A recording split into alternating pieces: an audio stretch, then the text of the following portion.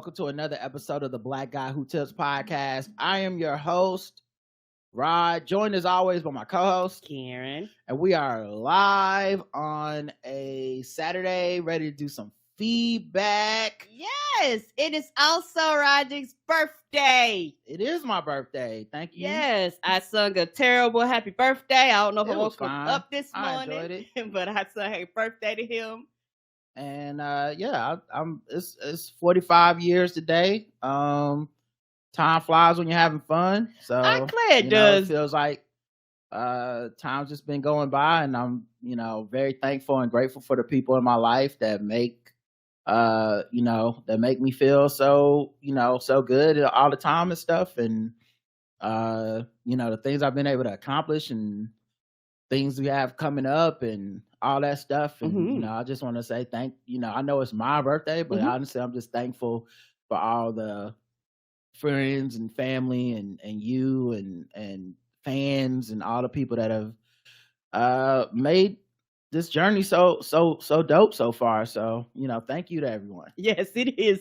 And it's kind of on the same topic, but kind of not, because I don't think my mom knows today's your birthday. So I was getting prepared for the show. My phone started ringing. I was like, who is this? I looked at it and it was my mama.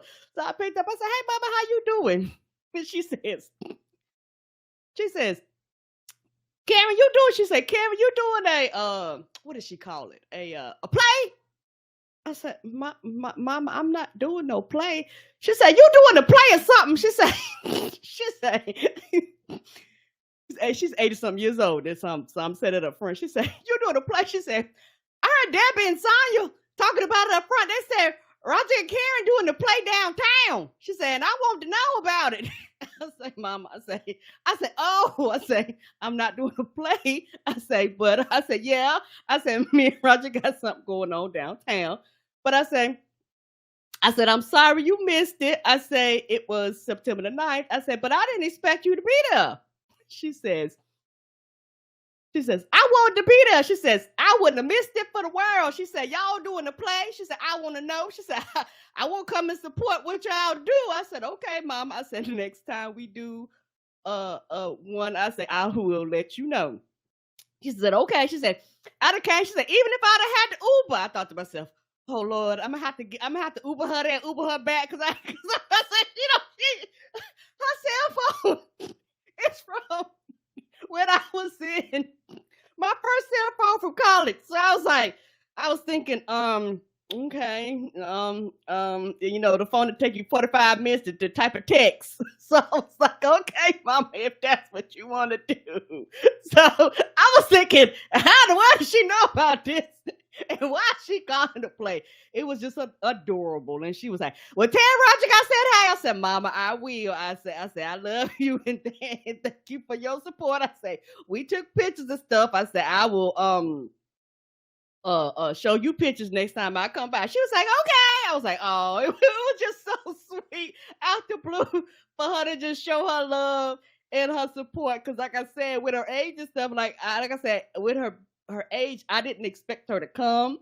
And it's one of those things when she found out about it and she was going to get there one way or another. She was like, I was going to come. I was like, thank you, Mama. I love you. So that was just a hilarious phone call with my mama prior to doing the show that I thought was funny, that I just would like to share with y'all. So next time we do the one in Charlotte, my mama might be showing up. So that should be fun. Honey, I hope she don't think she gonna get no Hamilton, because this ain't no Hamilton. Nah, that's cool.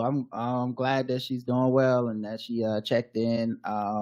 She might want to listen to the show before she shows up. That's what I was about to say. I don't know if that she's gonna support this foolishness. So she might get the shock of her life. She might show. I didn't know what was happening and what was going on.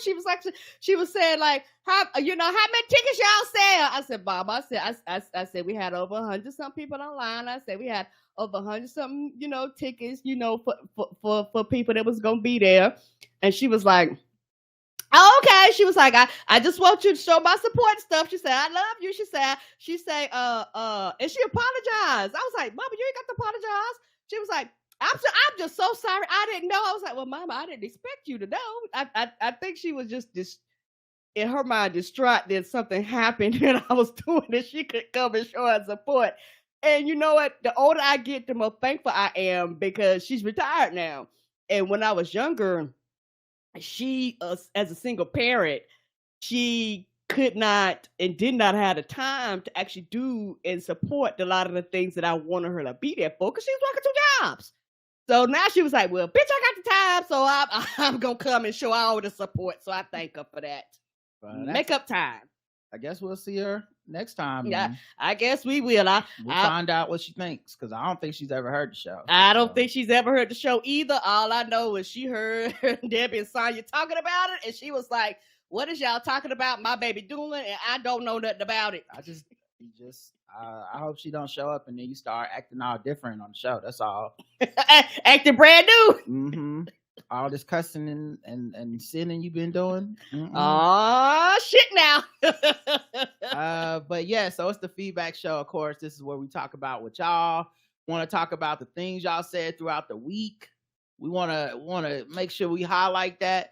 But the first people we want to highlight are the people that give us money. You can go to our website, theblackoutTest.com, and you can sign up to give us money, like one time, recurring times, and you don't get nothing for it but a shout out. And that's what we're about to do. Is shout y'all out for the ones that give us money.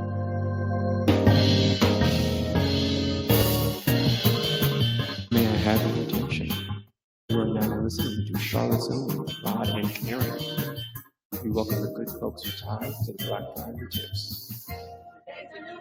That's right. New birthday, new birth pay. Sting, my man Majin Sting, he sent a one-time donation. I normally don't say how much a donation is, but it's my birthday and he sent it as $45 for my birthday being 45. Oh. And he does this every year. It's like, he does. You know, it's like a grandfather. He's not old enough to be a grandfather, but it's like a grandfather that's like, how old are you, boy? What, you 12? Here's $12. So he said, Rod, dearest of all my friends, happy birthday. Thank you. Oh, he was like, here's a nickel per year, son. What's that behind your ear, Rod? Oh, shit, $45. Shit. Dana R. Bomani Jones, of course. Y'all know Bomani. Nicholas Z. Laura E. Jane M. Noel W. Miss Sonya B. Miss Barnes. Pete B. Douglas R. David from Brooklyn. Ricky A. Pretty Ricky, what they call him. Joanna M. Laura F. Havis D. Chris from Hawaii. Tabitha M. April G. Corey the Tickler. Alexis H. Marlon B. Yes, Marlon B. Tanya S. Wanga from down under, all the way from Australia. Good day, mate. Dodge Street J. Shirley Wong Esquire. Please say the Esquire. She earned that. And lastly, Tiffany B. Thank you to everybody who sent out some money. Okay, we love that. I'm gonna spend it. Okay, that's my favorite thing to do with money. I don't know what y'all do with it, but I spend it.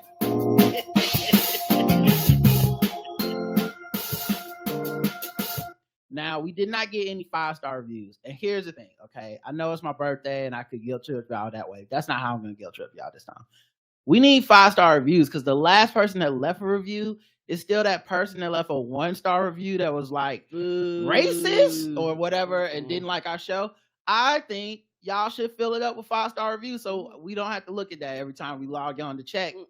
So if you haven't left us a 5-star review, do that shit. Renew your 5-star review. Renew your 5-star review. Re-up that shit. Okay. Now let's get into the comments on the website and on YouTube and Spotify and all that stuff. So the first episode we did was, of course, a feedback episode all the way on September the 12th.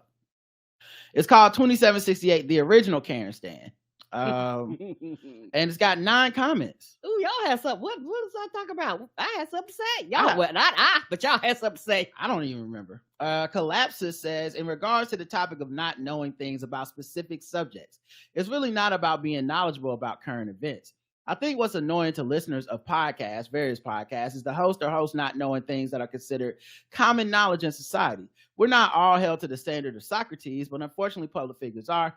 Anyhow, great podcast and longtime fan. So that person left a 1-star review that's like, I'm tired of them not knowing it, but also correcting. And I was like, well, how can you have both? Either we don't know some shit and it needs to be corrected, or we know some shit and or we just don't know it and we don't correct it. Like, what you rather? Which one? Pick a lane. Pick one. I can't do both, bro. I'm Nope. sorry.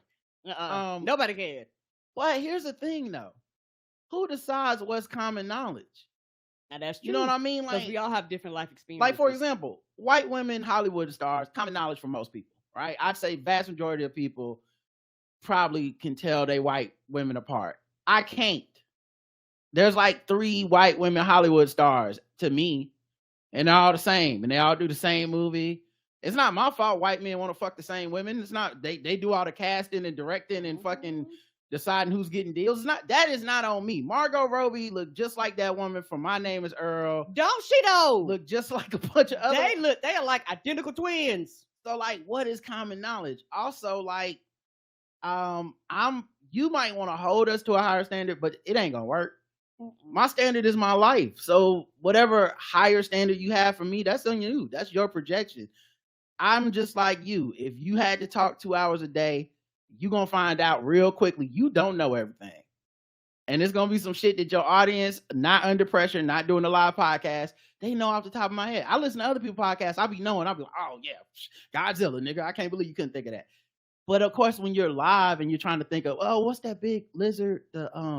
He shoot fire. Yeah, you don't have a production team, a crew, and nobody talking in your ear giving you the answers. Is it a dragon? No. And you can't stop and edit and shit. So, yeah, I think y'all just got to live with us being human, and I think everybody will be okay. Child, you will be all right.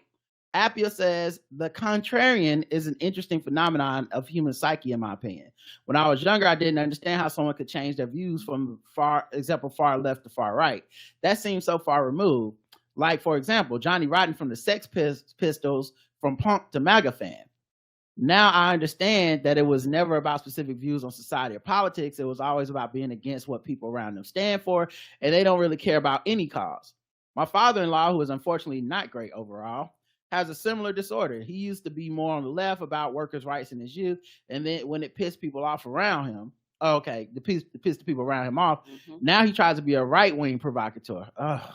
Good grief. Yeah, and for a lot of white people, that's the trend. Like, a lot of them, when they're younger, a lot of them will be like, free will, do what you want to do, woo! Then as they get older, they slowly, piece by piece, begin to put on a uniform. Don't realize they putting it on, but their views will slowly start changing, and then they get married and have kids or whatever, just get older, and all of a sudden, you look and they got on a full-fledged uniform.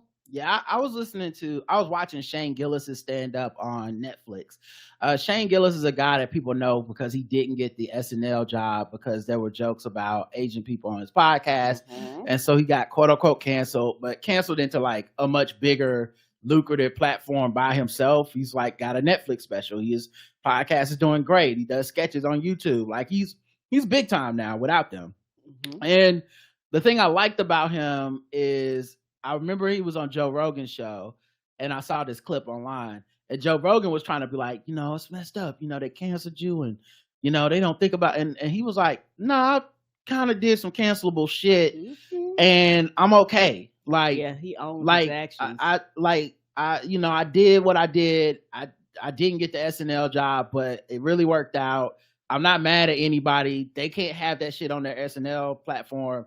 Right. All good. And I was like, because normally white dudes especially double down into the victimhood shit. Like, they what about my freedom of speech? He was like, yeah, that's fine. Anyway, I watched his stand-up special, and the thing he said reminded me of that.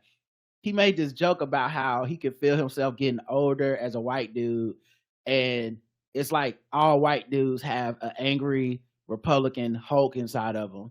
And when they see certain shit, it just, you can feel it trying to bubble out and be like, no. Like, why don't you just stand for the flag? Oh, you try to push it back down. that was so funny. The other thing that's funny about this, Abia, is that your father used to be on the left about workers' rights in his youth.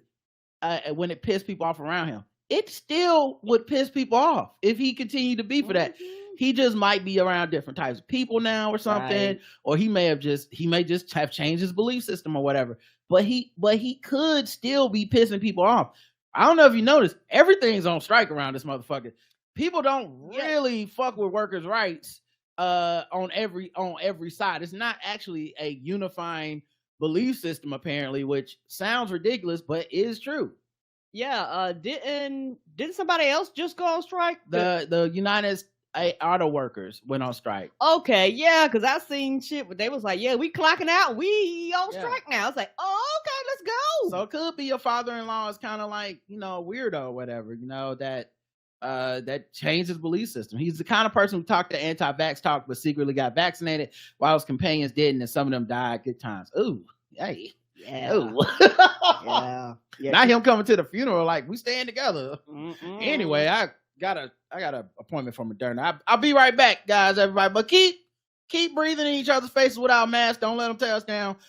See y'all tomorrow. Oh, get away from me. You cough. Get away from me. She says, I love that you research your facts and correct when you said something wrong. You are A+. And people who say something else just can't handle that kind of quality. Here, I said it. Thank you, Alfie. That's what I think. Okay, if you don't want me at my misinformation, then don't try to come for me at my correcting the information, okay? J Full says, whoever made the Doing It for the Gram music was in their motherfucking Birkin. Yeah, that's DJ Jaffa that made the Doing It for the Gram music. And yeah, it's a banger. For the gram, for the gram, for the gram, for the gram, for the gram, for the gram, for the gram, for the gram. That being said, we don't have it Doing It for the Gram this week because I got busy and forgot. But I do have a bank of questions that I've been collecting, so we'll get it next week for sure. Yay! Wangangi says, you just took me back, Rod, with your movie time sinking. I used to do the same thing. So I was talking about how back in the day before the internet, you'd have to like look in the paper, or you'd have to go call the movie theater. Yep. And you would have to figure out, because there wasn't assigned seats then. You'd have to figure out the timing for like when a movie ended and another began, and if you could kind of theater hop to the next movie. And that doesn't sound that is just how we grew up, but now that probably sounds ridiculous to people. Right? Like, you didn't just hop on the internet, buy a ticket, and then scan your way in. It's like, no, motherfucker, bitch, it didn't exist. We was just up in there, just doing whatever, trying not to get caught theater hopping. Right. And unless you ran into an employee of the week, motherfucker, they didn't care. Yeah, most of them didn't care. They didn't give a fuck if they seen you there all day. They was like, bitch, I don't care. They made your money when you bought the popcorn. Yes, they did. But so that's what we were talking about, movie time sinking. I used to do the same thing, but I would call the movie phone number, had to memorize the time of the movies I like by listening to it multiple times all the way through. Yeah, I've done that before. But then once I had it locked in, I could just go to the mall theater, sit there in the free AC all day, get there for the matinee, leave when the mall is closed, except the arcade and the indoor-outdoor restaurant. Also, if you bought the biggest popcorn bucket, you got free refills. And I think eventually they did was like sodas too. So people was like, well, bitch, over here all day then. Mary says, I like that you all do the research and y'all don't just wing it. Like, close enough in this day where there is so much content. The way I manage it is to find a group of persons I trust, whether on Twitter or podcast, and let them tell me about the events that matter. I don't listen to cable news anymore because while I do trust that they do the research, they also have a clear intent to rile me up. Right. I know, man. Right. And that's a complete turn off for me. Because I have to say, it must work, right? It must work. So many people do it. So many podcasters do it, where they kind of rile you up by like twisting the information. And, like this latest thing I've been seeing is, and I'm sure I'll talk about it eventually, but on the show, but this thing where like anything Merrick Garland does or Joe Biden does, very liberal people will be like, he's just doing it to make the Republicans happy. And I'm like, now why the fuck would you even think that? Right. But it's like, if you can kind of spin anything he does, like there's a politician, a Democrat politician that the DOJ found out was motherfucking taking bribes and shit. And they found gold bars in this nigga's house like Scrooge McDuck. And I saw someone on like a right-wing podcast being like, yeah, that because, they're just doing this to make it so that when they get Trump, that it'll seem like they're doing it on both sides. I was like, okay. And then it's like, and they're going after Hunter Biden because they want to make it seem like, like they can please the Republicans who've been looking into this. And I'm like, or hear me out, or they're doing the job without an agenda. You're just doing the fucking job. This is a thing. This is a person that broke a law. Don't really matter if it's a fucking Democrat. Don't matter if it's my son. It's just a job. And I'm Joe Biden, and I don't interfere with the motherfucker doing the job. Right. And the motherfucker doing the job doesn't have a mandate for me to like get Trump. It's just, I don't know if you noticed, it was a fucking insurrection, everybody. Kind of hard to ignore that. If he would have taken that job and not looked into it, we'd be like, what the fuck is he doing? So I don't know. I feel like, but anyway, you can find that kind of content on your cable news. And I think it makes you mad, because it's making me mad just talking about shit. It makes you mad when you see it one way or the other. Either you get mad and you're like, they're right, Joe Biden ain't shit. Or you get mad and you're like, they're wrong, Joe Biden is the man. But you're still watching. Correct. So they won. Correct. And now, I don't know if I'm old or because I don't like to get agitated when I watch news. I'm like the old people. Just give me straight facts. Like, I don't need you don't need to be friendly with it. You don't know. Just be old-fashioned. We're telling you this is what happened. And you're like, okay, cool. Let me cipher that out. It's weird getting old enough to appreciate and understand why my mom listened to NPR. Right. Like, why I listen to jazz in the car. Mm-hmm. When I was a kid, I was like, man, they don't turn this shit off. Throw on something. Make me feel something. And they're like, I would like to feel less, please. Two tickets for feeling less. It's too much feeling. Too much stimulation. But yeah, she says, it's so inflammatory in the end, lacking in any depth or weight. And for me, I just go back to basic stuff you learn in high school about how to gauge the info you're consuming, who is relaying the info, why, and to what audience. Anyway, you all are one of my trusted sources because you do the work and you're funny. The last is important because honestly, there's only so much Ezra Klein you can listen to. Very earnest man, but he needs some fun segments. Y'all listen to his podcast. Mm-hmm. As Sean says, imagine Ezra Klein playing Guess the Race. Yeah, maybe I can get him on here. See if it not ruin his whole career. Maybe we can get him to do that. Stay away, Ezra. Right. Ezra Klein's like, black. And that's the last.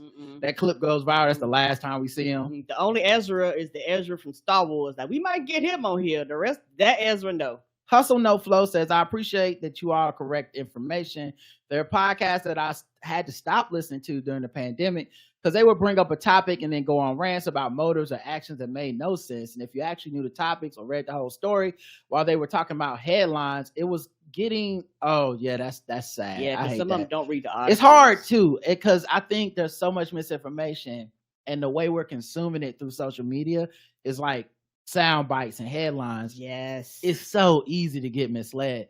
And it's so easy to assume shit, because you see a headline and it's just like, I think I got all the information. It's a headline and a picture. That's all I need is, it's Joe Jonas looking evil. And then the headline is Joe Jonas stole his kids. You like, this kid stealing motherfucker. I hate him. And as you read the article and it might have different information, but the tweet said what it said.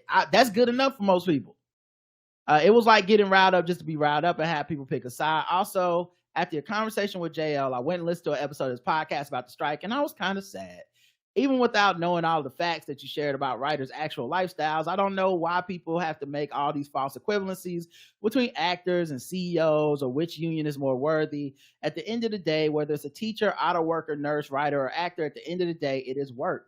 And for writers and actors, every time we see their product, there's a monetization happening, whether via streaming fee, ads, or network paid rights to the show. Right. Yeah, I know it sucks, but I'm actually really glad that the news is coming out and that all the streaming services are raising their prices, because I think it really puts a fine point on the point that we've been talking about. The price for what you've been paying over the years since the last negotiation has been going up. Many of y'all are paying cable prices again, even though you're streaming. Yes. And they continue to have you by the nose. They're just like, yeah, it's $5 more. What the fuck you gonna do, right? And think about what they're saying. It costs you, let's say you got Disney Plus when it was $5.99 or whatever the fuck a month, and now it's $20. And that's only been the last 2 or 3 years. it is costing you 300, 400% more than what you originally signed up for. Writers are getting 0% of that money. You understand? 0. Not they were getting 5%, now they're getting 15, or they were getting 5%, now they're still getting 5. 0. They do not have to pay you any royalties or any of that shit on streaming. So when they up the price and don't even tell us how much people are watching what, when they take our shit off of their platforms, they don't have to pay us a goddamn thing. But you know who's paying a lot more? You are. Yes. And so it should piss you off, because last time I checked, them services don't make the content. The people that make the shit y'all love when you love the bear, that's a person that came up with that. There's a cool people that wrote that shit. And to know that they're not getting anything, really. To know that no matter how popular that show is, they get a check one time. And that's it. And the companies get checks in perpetuity. And then raise your price. It should piss you off. And I'm tired of people acting like writer and acting is such a cushy fucking gig, and it's so unrelatable to, first of all, writers and actors be working in your motherfucking restaurants, nigga. So for all the, what about people working in restaurants? So do we, bitch. You know what I mean? What are you talking about? But the other part of it is, it's a hard gig. It's just because you see Sarah Jessica Parker or someone that made it to the top 1% echelon of actors, you think, oh, there's a billion motherfuckers around the globe that want to do this shit and it ain't happening. Or they got on and they thought they made it to that milestone and it didn't happen for them. Because it's like, oh, yeah, we used to be like, if you were a TV series regular, we pay you enough that you could like have a life, that you could say no to a few things, that you could say, oh, steady paycheck, be back for that next season, love that, gonna go ahead and get a house, gonna get married. Well, now they're like, we invented streaming, we're making way more money than we used to, we ain't giving you shit, you're making way less because your inflation and all that shit, you just ain't. So continue being a waiter and a popular actor that everyone thinks is good. Like, so anyway, I appreciate you writing in to say that, because I think those false equivalencies do dominate a lot of the discussion. And I think also you end up aligned with people like Bill Maher and shit, where you're like, I know this motherfucker ain't right. And execs and the rest of corporate staff are getting paid based on the monetization. So why are people getting angry about the talent trying to preserve that ability to participate? Besides, people don't really think that there's a universal group that is worthy to advocate for more.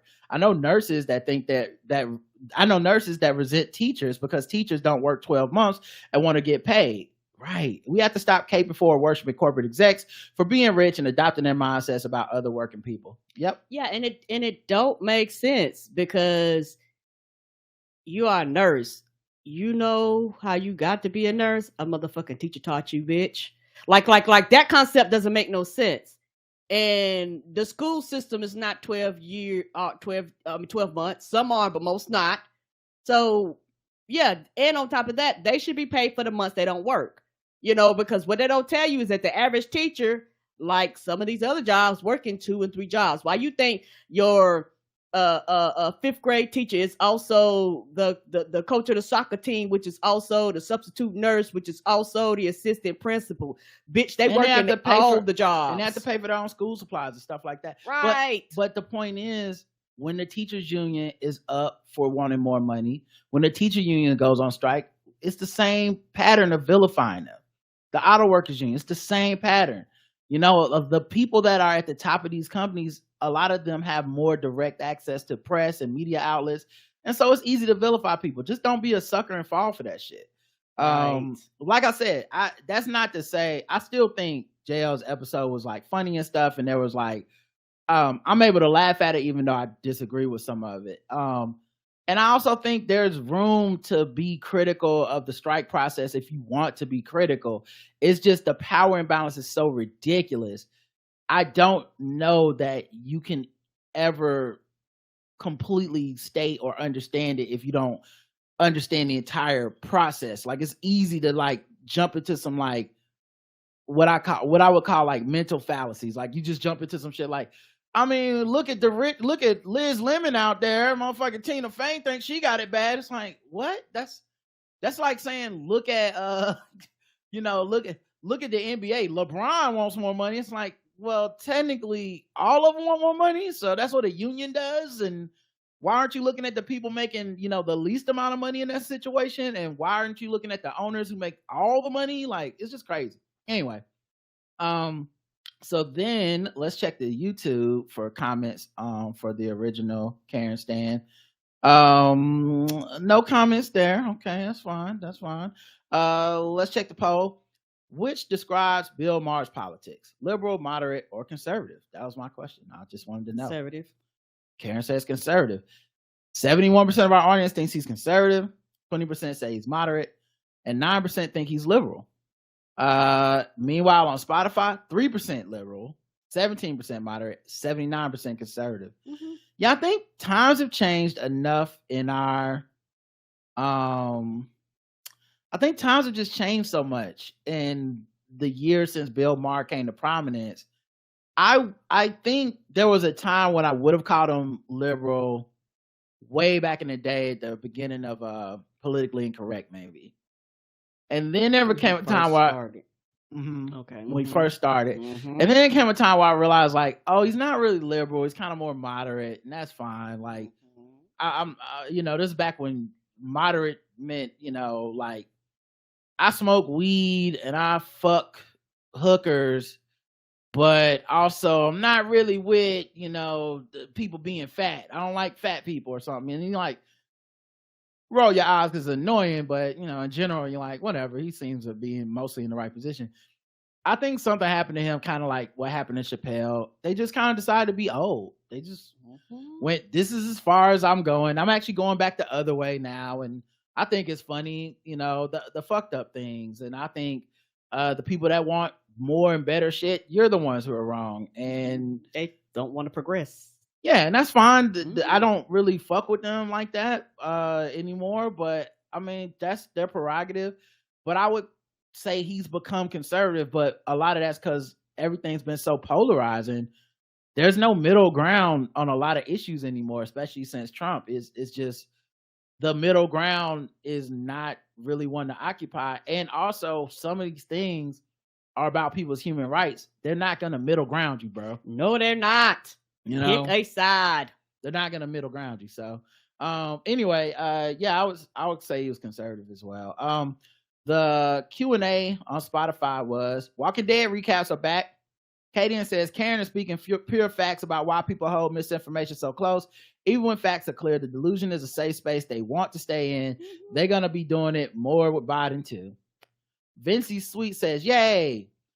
Sydney says, okay, so first off, dollar store meat is wild as fuck. I need to see a Tubi documentary about where it comes from, right? Also, The Walking Dead recaps literally helped me over my aversion to zombies. Been hooked ever since. Honestly, man, that's dope. I'm glad that there were people out there and there's an audience for us to continue doing these recaps because we love these recaps, but also it was so long ago. I'm like, man, who gonna listen? And if it's just 10 of y'all, that's fine. That's fine. I'm down. We down. All 10 of us gonna be here together. Sandy says Appia is officially the third host. I always love her comments. Heart emoji.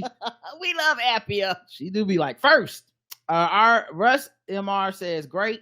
Miss Barnes says yay with a bunch of hands up in the air emoji. Now she was, full disclosure, the person that like passive aggressively. That's why I was messing with her. Got us to cover it. Right? And Coach Malik says, oh shit. So it seems to be mostly a positive community around the Walking Dead returning on the show. I know they're gonna be like, wow, why all of a sudden we got like 8 extra streams is happening all of a sudden. It's us. We are the one that calls people to go back and pick up where we left off.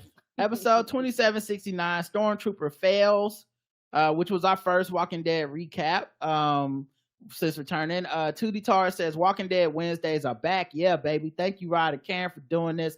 Looking forward to continuing the ride. Karina, aka Tootie Taurus. Sounds tasty says, don't care that it's a year late. Love the review. Are you gonna watch any of the spinoffs? Maybe. It depends. If we do watch them, I don't anticipate reviewing them though. I don't think we will. Just because there's too many. There's Dead City. There's there's like 3 Daryl, something with Daryl. Like I'm cool on that. It's just because at some point it becomes work if we make it work. So I would like to finish off the main story thing, and we'll see from there if we ever talk about like, and I think Rick and Michonne are getting a spinoff. Like, I think we'll talk about that stuff at some point, Right. but maybe not review on the podcast. Agreed. Pamela M8 says, appreciate Storytime, Rod and Karen. Still haven't seen one episode of the show, but marveling the way you two can spin the tale. Thank you, Pamela. Thank you. I'm glad for the people that was like, I don't watch it, but I love y'all stories. Child, we thank you for listening to us for story time. Ramsey says, I cannot believe my people are reviewing these final episodes. Thank you. Sasha Pierce says, woo, it's back. I'm so excited. I was a diehard fan of The Walking Dead, and I have been waiting for y'all to finish it. Thanks for hanging tough with it, Rod and Karen. Thank you. Newsy says, glad it's back. I stopped watching around the time of the funny hair garbage people, but picked back up the last couple of seasons because of the recaps. Oh, wow. Thank you. We actually really enjoyed it because we really enjoy it, particularly with the main one, because like I said, that's the kind of one, and me and Roger read all of the comics.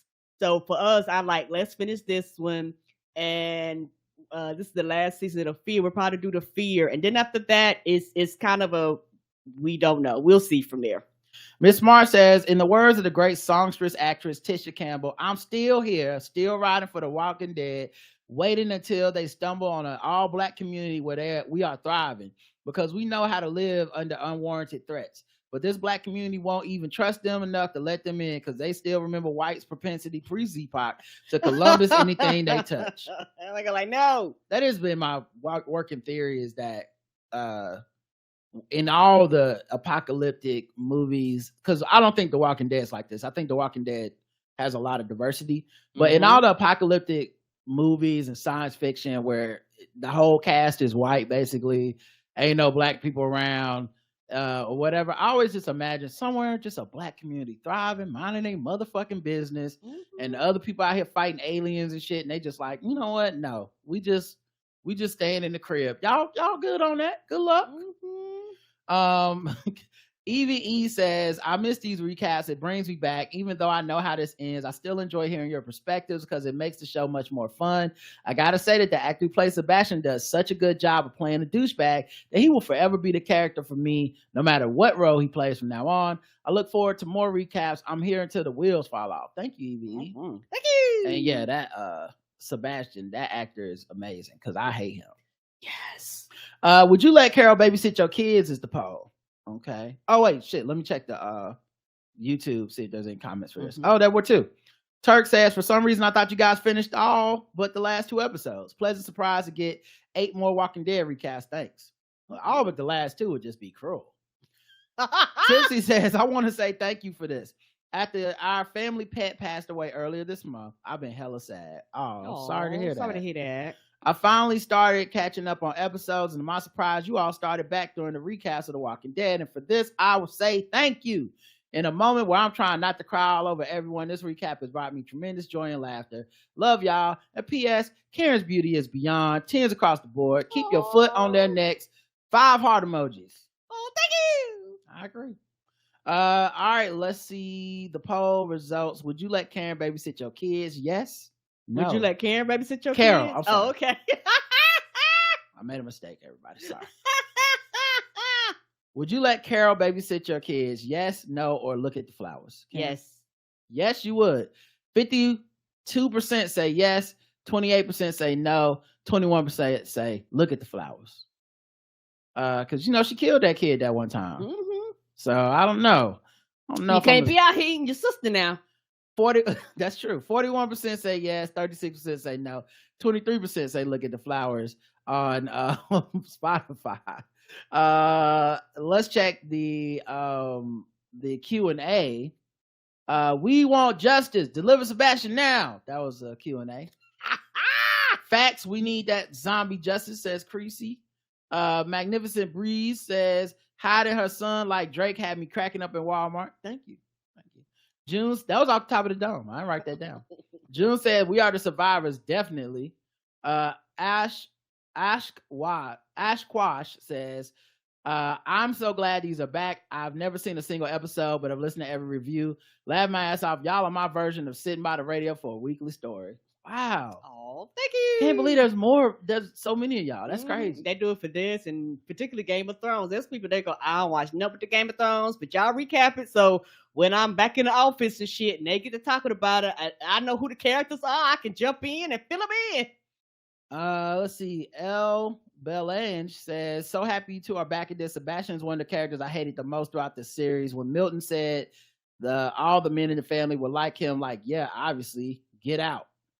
Yeah, you know what's funny about that is I wonder where Sebastian would be if we did like a ranking near the end of just like who were the worst, like most annoying bad guys.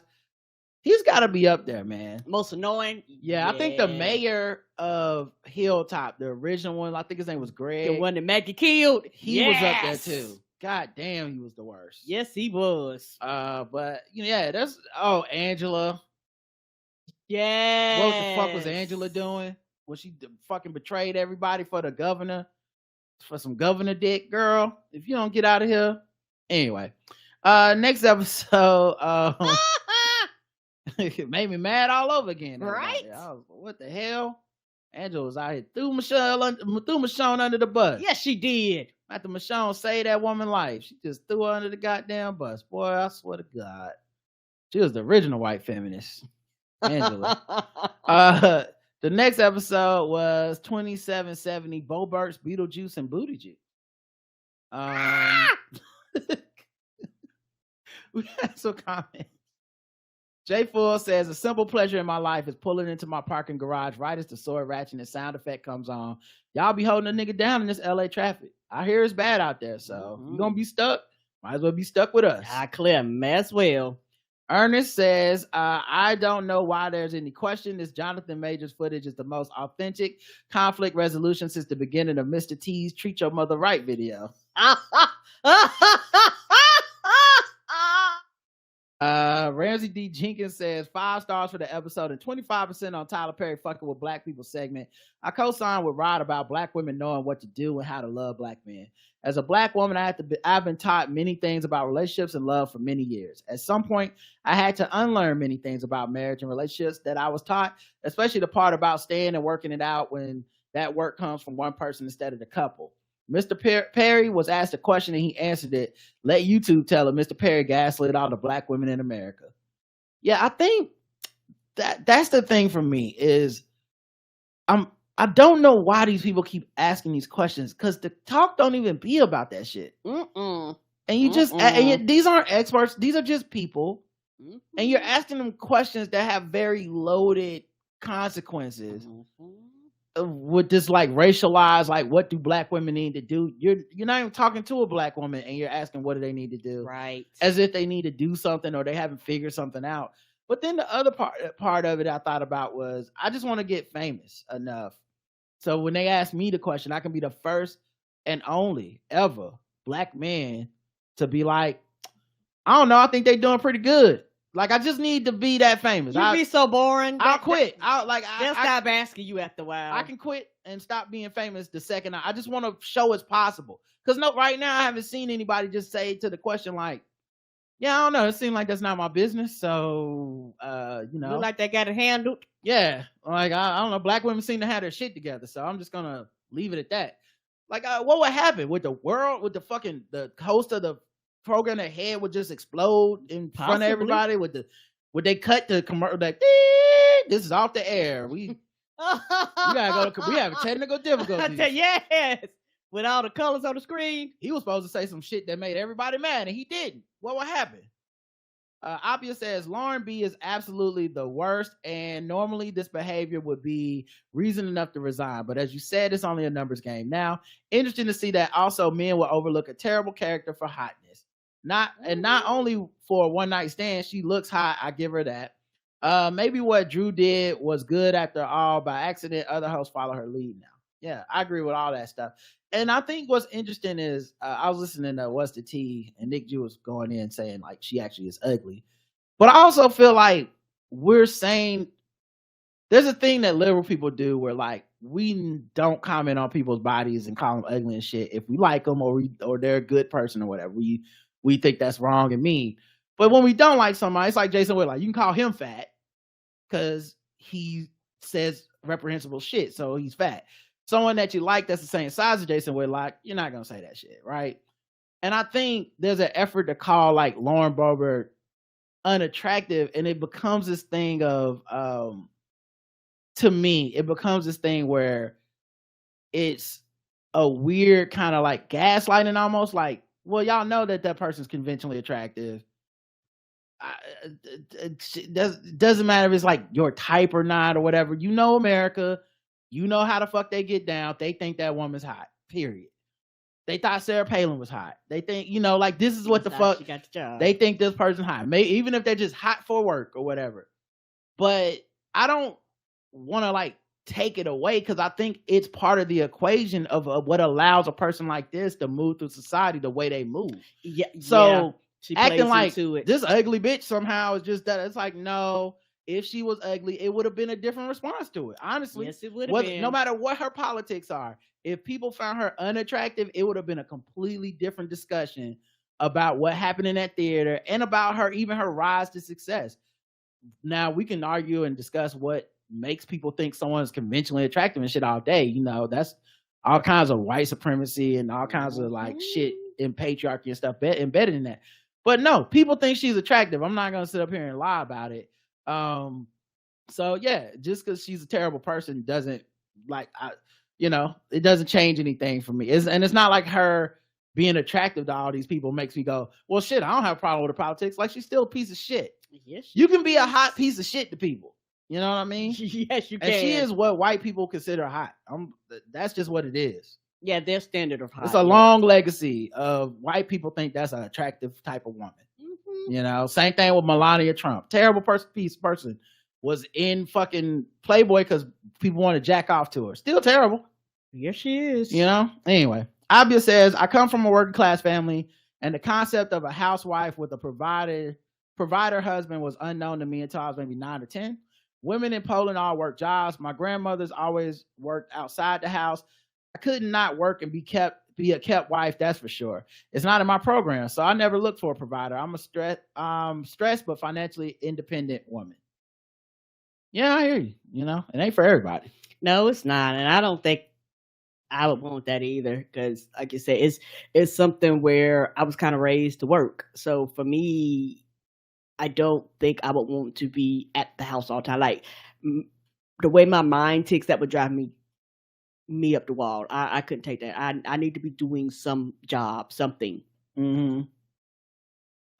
So yeah, I don't know. I think that's just up to different people. Mm-hmm. Like whatever's that's another thing. Like whatever your relationship is, cool. And you know yourself. So if you couldn't handle that, you couldn't handle that. Mm-hmm. I think the problem comes when we start vilifying other people for their choices. Like, oh, you just want to be a housewife? What's wrong with that? Nothing. Oh, you don't want to be taken care of? What's wrong with that? Like it's to me, I get it. Also, like that housewife shit is work too. And yes, it is. If you're a trophy wife to some motherfucker, that's work. You gotta it's work for every relationship. Yeah, and what's so funny is when you talk to a lot of people, everybody wants to say equality, women's equality. Well, that choice of being a mom or not, being a stay-at-home wife or not, going into the workforce or not, all that falls in that. But you let people tell it. Everybody want to judge everybody else for their own personal choices. But then that's not equality then. You're actually trapped in the matrix for pretending like you're giving everybody the choice of freedom when you're actually not. My thing is, if you want to be a stay-at-home mom, cool. If you want to be a trophy wife, cool. If you want to be in these streets, cool. Like all that is all these options and these freedoms of choices that are actually on the menu. Just because it isn't your cup of tea does not mean you have the right, particularly with the Republican Party, to strip and take that option away from other people because it's not something that you personally would choose to do. Yeah, that's what freedom is. Evie says, why when I was watching that Jonathan Majors video did I immediately think about Michael Jackson breaking up that gang fight and beat it? I'm surprised they didn't all break out into dance afterwards. I'm not surprised that Tyler Perry's promoting struggle love because that's what he has in his movies. I can't remember a movie of his where a highly successful woman ends up dating a man on her level career-wise. It always seems she has to be humble and then see the good in a blue-collar guy. I literally remember a movie where Taraji P. Henson, where she ended up marrying a homeless dude. Maybe Tyler Perry doesn't think black women deserve better, but that sounds like his own issues to work out, not ours. Yeah, that, and at the end of the day, he was asked, and I think you can't gloss around. He didn't come out and be like, tap the mic and was like, do. Hey, y'all, this is what I want to say. Right. He was asked. As soon as I posted this, she replied, I had more thoughts on what Tyler Perry said. I actually do think, at least in his mind, it's coming from a good place. But like the podcast in the Manosphere, what he said isn't much different because he places the onus on black women when we are always the ones who date men who make less. What I like to hear is what are his ideas on what he considers a good man. Is he taking care of the home and the kids while his wife is working? What is the man bringing to the table besides love? Love and support is all well and good, but you can't also make significantly less and still have a head of household mentality. You have to bring something to the table that's just as valuable. Yeah, and this is the trick bag of the question. It's a loaded ass question that actually requires nuance, that actually requires more than a clip, that actually requires a whole lot more shit. And you go down all these rabbit holes. People come with their own insecurities and they project them. This is the trick bag, because the thing is, to be valid, I do agree. Why did you ask him about a woman? He's a man. Ask him, well, what do you think a man should do? But they never ask a man that. They never ask them those questions. It's always, what can the woman do, particularly in straight relationships? So it is a loaded ass question that takes you down. It's the Facebook meme. And it's really fucked up that, people ask them these questions. And I'm like, Roger, what happened if somebody say they doing good? It would be the end of the interview, because you know what? He probably said all types of delightful shit, but this is the shit that actually went viral. Think about this. We've done almost 2,800 episodes of this show. Some of y'all have listened to almost every single one of them. We've had all kinds of guests from all kinds of places. Some of them even being relationship experts, some of them comedians, whatever. Have we ever even once asked somebody, what do black women need to do? We have not. And that's why I think maybe we're looking at this differently than the response of like, ooh, Tyler Perry, what a bad person. Why the fuck are you asking him that? Right. I look at the interviewer as being bad. I don't look at him as being bad. I look at that as just a very salacious, how can we get some clicks? And people do this shit all the time. We don't have relationship experts on the show. We don't have the tell us what the men and the women need to do people on our show. I don't like that shit. I don't consume that content. And because of the atmosphere with it being like manosphere shit and all this stuff, people have been on edge to fight about it. Right. I also don't think what Tyler Perry said was even that uncommon or controversial in that way. It's something people don't think about and they just say the shit. Mm-hmm. And if you sat down and like had a follow-up question or interrogated their answer, then you might get something new. But no, they leave it at the surface level. The clip goes viral. That interview is now, known or whatever. They get the clicks and the attention.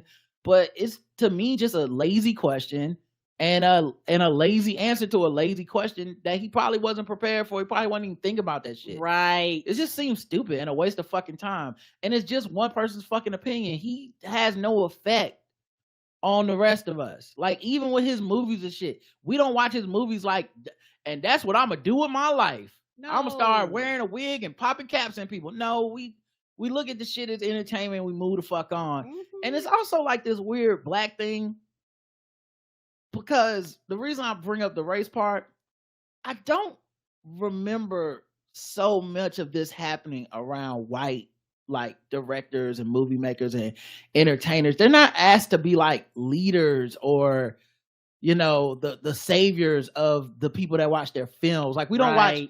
Like, we don't see Terminator 2 and go, James Cameron, what do you think we need to do about gun violence in America? We just go, he's making a fucking movie. That has nothing to do with anything. and people like it and they go see it, and that's his job.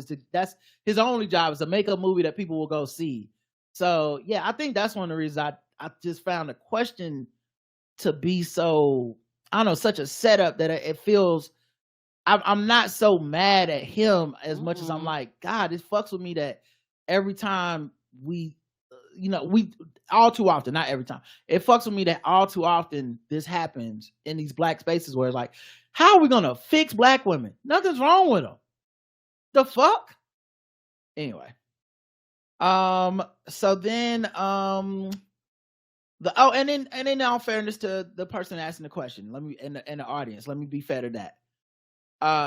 There are black women that do have those questions and those hangups and that feel like something must be wrong with me. I would like a relationship with a certain type of person and it's not happening. And I've had friends that they get into that part of their life or that phase or that their thinking is like that, and they've asked me shit like that. And I don't want to sound like I don't care, but I think, and I've had people kind of act like I don't care or something. And I'm like, it's not that I don't care. I don't think you're doing anything wrong. Right. I think you're beautiful. I think you're smart. I think you work hard. I think you did all this shit. It's just there's no guarantee that a man of any kind comes along with any of this shit. This life is a crapshoot. I have friends that would be like, it feels weird when you just say like you got lucky. Well, nigga, that's what it is. Because if I'm not saying I got lucky, then I'm telling you that you're a fucking nut and you're not. Right.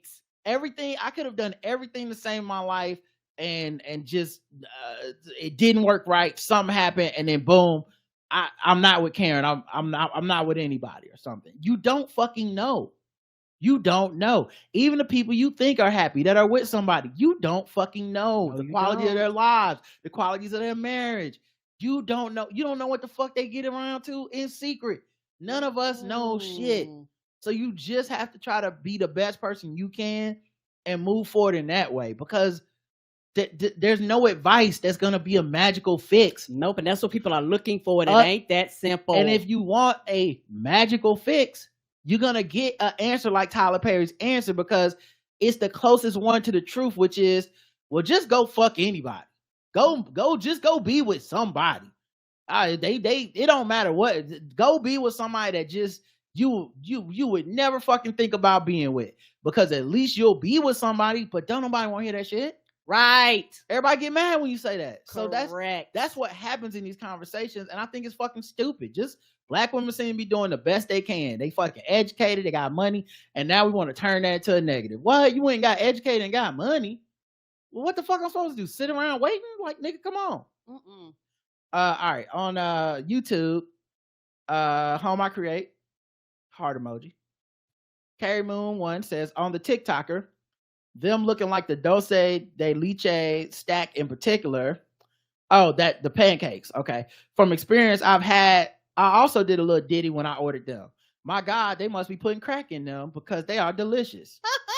Don't even require syrup, no joke. They will make you start dancing. I'll probably lose a leg to diabetes though, so let me shimmy on the way with my Krispy Kremes I just bought this morning. Some ice cream yesterday, and I started dancing. I was like, "Oh shit! Is a mean lady looking at me in the background?" Because it's just something I do. The ice cream was fucking delicious. Here's the thing, guys: the person's not shaking her head because the woman was dancing over pancakes. She's shaking her head because she sat there and watched that woman set up the tripod to record herself dancing while shaking. So nice try, everybody. No, it's not the same. It's not. It's not. And I'm not even saying that person's right or wrong. I'm just saying what they're shaking their head at is not, oh, she's enjoying pancakes. Fuck that bitch. No, she's like, look at this motherfucker. Like, really? Really? So that's what happened. Anyway, good luck to everybody. I wouldn't have, I would have asked to not be in the video. Okay. I would have said, can you just blur my face out? Because I was wondering what the fuck you was over there doing. Okay. And everyone's going to pick on me. Don't dox me, sis. I'm not your hater. I was just confused by the camera. That's all. I'm sorry. Right. All right. Let's get to the poll, which is, did Jonathan Majors really stumble upon that fight? Yes, it's all real. Or no, this is a PR stunt. Karen? More and more I think about it, I think I'm gonna change my mind. Sorry, y'all. I got new information. I think it might be a PR stunt.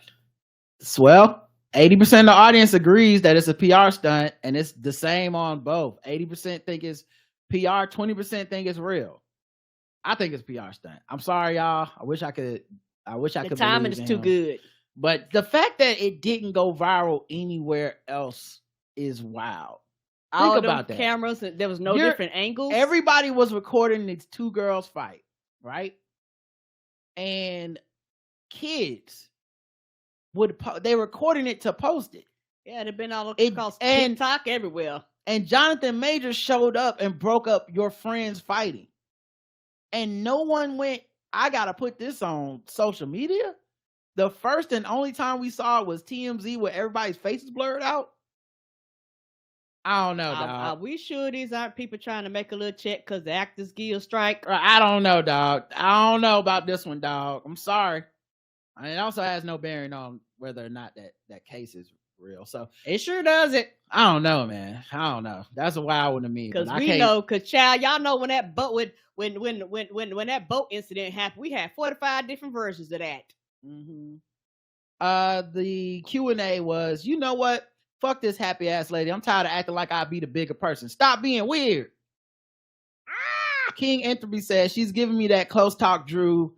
That one that we all root for. Rod, we all? How many mics you got in your pockets, my guy? Nigga, she didn't get motherfucking famous as Drew Barrymore because we don't root for her. That's not how this works. Mm-mm. Okay, so you don't root for her. Well, you're the weirdo, not us, weirdo. Katie says, like, oh, people like salt and their grits. Like, yes, nigga. Every restaurant got it that way. That's why I like her a lot. I'm still rooting for her. No matter what y'all say. She got a TV show because we root for her. Yeah, it's not like she did anything in this space before that should qualify her to have a TV show talking about anything. We, as a fucking nation, as a world, as a whatever, entertainment consumers, people just want to root for her. Mm-hmm. That's how everybody gets their fucking TV show. You either very mean and everybody just wants to watch you be mean to people, or daytime TV, of course, or everybody's rooting for you. That's it. Yeah, that's why when somebody said something about her, what was it? Frolicking. Everybody was like, bitch, if you don't get out of here. Right. Like, they turned quickly on that person. People have tried to come from Drew Barrymore before and it don't work. This is the first time it's worked. Mm-hmm. It was her own goal. She didn't have to do it, but still, I'm still rooting for her. Kaden says, wow, Tyler Perry really said he's a good man, Savannah. Also, fuck that happy ass lady for hating on a normal person in the restaurant. Online performativity is fucking us up. Yeah, I just don't know why she couldn't have blurred her face out.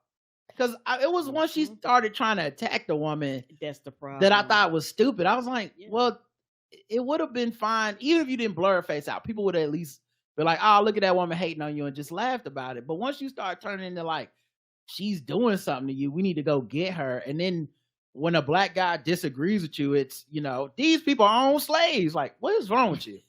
This took a left turn. Raphael says, respect to the brother Kang man, a piece with the ability to pop up whenever there's a fight. Oh, Kang. Brother Terrence Howard gave him the math, and I just love to see it. Cornel West, take note and head to Ukraine. Oh, no. I love the memes of people putting Jonathan Majors in other people's pictures and stuff. Oh, I ain't seen that. That's good. Yeah, that's some good ones. Like one was these two women on Twitter I saw where they were fighting over who looked the best. And then someone quote tweeted it with Jonathan Majors in that breaking up that fight and said, y'all stop. Both of y'all ugly. Calm down. Oh, no. I was like, damn, that's me. But one of them was Lauren Boebert, so don't say shit to me, y'all. Okay? It's okay to call her ugly.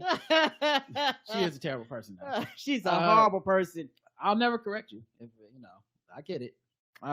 Carly says, live and let live. She likes it. I love it as long as ain't no one getting hurt. The real rub for me with Drew says is she's fourth gen Hollywood or something like that. The Barrymores are institution, Hollywood royalty. Her ass knew better. She definitely knew better. And I think Yeah, she been around long enough to know she was wrong. I think that's why she was crying in that video, because she knew she was fucking wrong. And she thought the white woman tears was going to change everybody's mind. It didn't, because that's not how the internet works at all. No, it is not. Once you start crying, motherfuckers are like, cry more. More tears. So it's working. Sandy says, Tyler stays making struggle love movies. I've never heard of how a white woman should settle for less than she wants. Get the fuck out of here. Because ain't nobody asking white people that shit. That's the thing. Nobody And ain't nobody asking ever them. asked a question that started with, what do white women need to do? That's why, anyway. That's what makes me mad about the question altogether. Yeah. I feel like everybody got tricked. I feel like that's the trick bag. everybody mad at Tyler because they got tricked. Because they're like, oh, yeah, what the fuck? Like, why are you asking him this? Right, he didn't come on here for this. Ask him what it's like writing 22 episodes of a show by yourself. And how it can't be no writer strike if you don't use WGA labor. That's what y'all should be asking them. Shanna says, regarding Jonathan Majors, when I first heard it, I assumed it was old footage from when he was a high school student. So I was absolutely shook when I saw him in his Page Boy Cap playing Peacekeeper. Carrie says, I feel like I should know what you're referencing, but I don't. Nevertheless, I'm co-signing. Stop being weird. Well, I guess you missed the episode. It was on this episode of the show. All right. Let's go to the next one. Actually, let's play music here so I know where to put your commercials.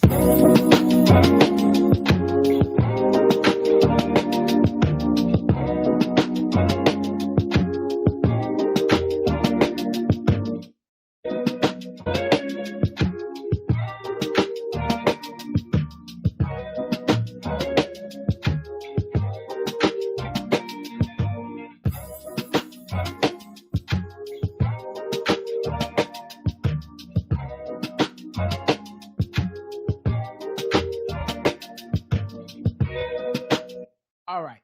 Next episode is Articulate.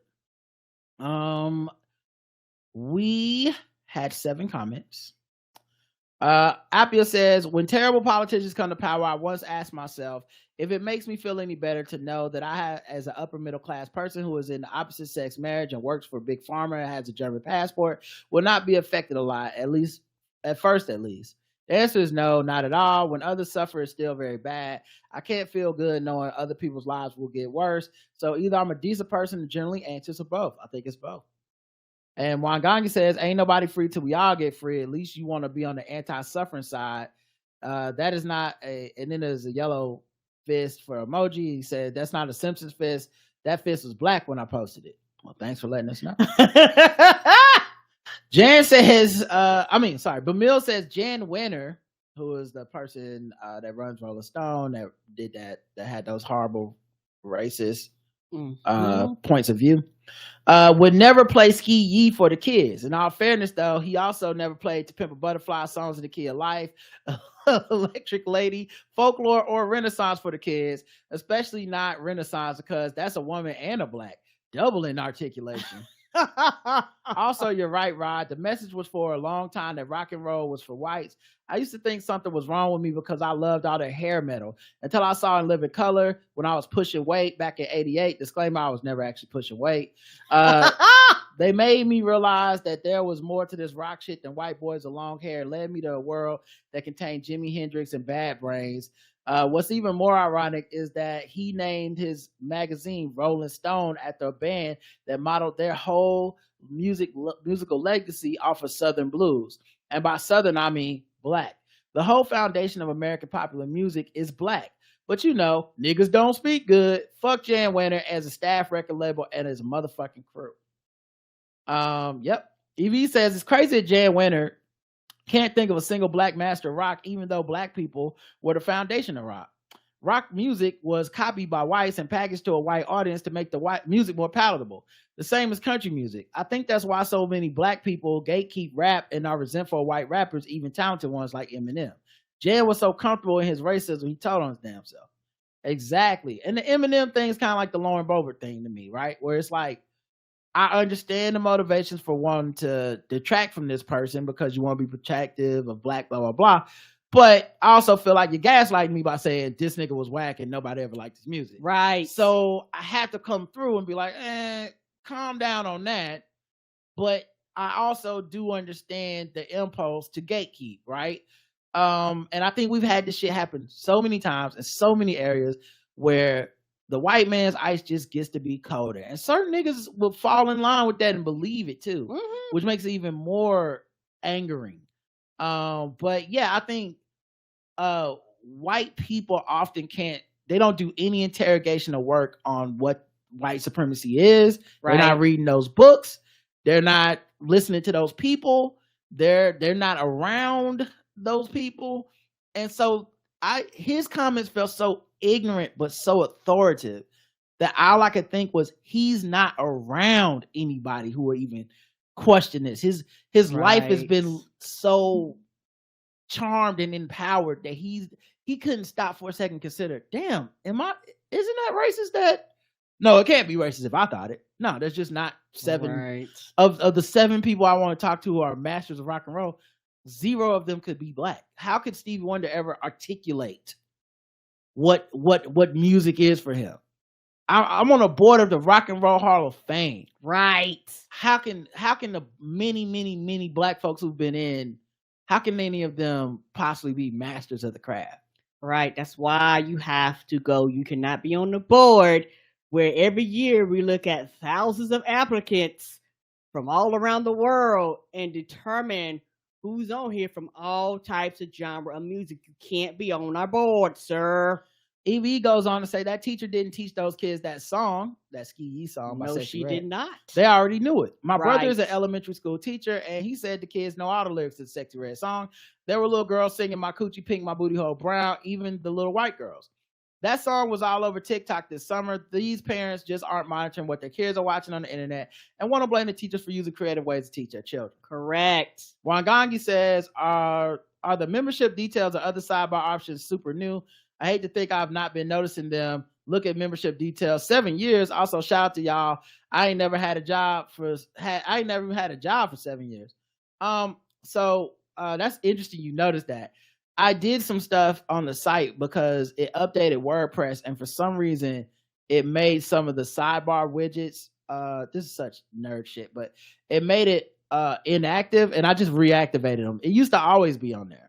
And then we used to also have like friends of the show and shit, but I looked at that list and deleted it because I'd say a good 75 to 90% of those people don't even do podcasts anymore. They don't. As much as I love those folks, we've been in the game for a long time in a lot of ways. Then, we gonna miss 3 of Negroes and the Beer and Chicken podcast and shit, but they don't do shows no more. So, yeah, and I haven't really took the time to go through and update and all that stuff. It's been a lot of work. But to EVE's thing about the teacher, that's also the poll. Actually, you know what? Let me check the YouTube comments just in case. Let me see. Okay. Fall Die says, I really hope I can ask to know where this intro bit comes from. I always imagine some pirate-clad folks circling each other trying to stab until one of them successfully gets better at one another. You're talking about the sword ratchetness sound effect, and I'll tell you where it comes from. I just looked up Sword Fight on Spotify. Sword Fight to the Death by Stanley R. Fields is the name of it, and it's 24 seconds long. That's where it comes from. Not sure if it's ever been used anywhere else. S. Carter says, she simply did a call and response. The kids don't have to know the song. Says, so now we got all the kids do know the song, but that's the parents' fault. Now we got kids might not even know the song. She just did call and response, and they just said Ski Yee. It might be a percentage of kids. It might not. They just, hey, this is what's cool. So, it's a little bit of column A, a little bit of column B, but majority of them kids already knew the song. So here's what I got to say about this. Okay. Because I think maybe my opinion might be a little off the beaten path. I hear what y'all saying about the kids know the song. I really do. But it is a little weird. Can it be a little both? Can it be a little both? It's a bunch of songs kids know the words to that you could use in that call and response. And it's like I know people say, we knew NWA lyrics. Yes, we did. But the teacher never was in my class like, pay attention, everybody. Fuck the police. Fuck the police.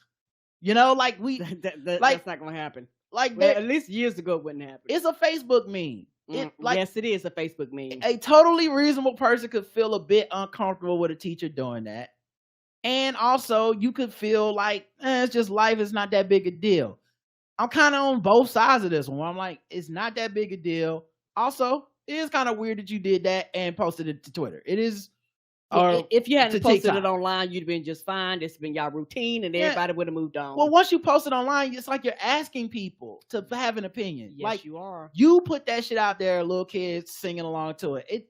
And like I said, I'm not even a uptight person like that. I'm not like you corrupted the kids and she shouldn't be teaching. I'm just like, I get why some people are uncomfortable knowing that a teacher did that. You know, it would have been wet ass pussy. If it would have, you know, the type of artist Sexy Red is, I can see why. And if it appeals to kids, that's cool, but you don't have to co-sign it as a teacher. A lot of shit appeals to kids that teachers aren't supposed to like culturally co-sign and be like the cool teacher, you know? But also I think there's what happens when teaching has become a less storied type of profession. Mm-hmm. We don't pay them and we don't respect them. So the people that are working it got to find the fun in their own. Like, I think there's a lot less reverence for teachers and a lot less reverence for the job when I have to pay for my own fucking supplies. You know? Hello. And also, I said this before, this is what happened. And not this particular person. This is what happened when you lower the standards, lower the qualifications.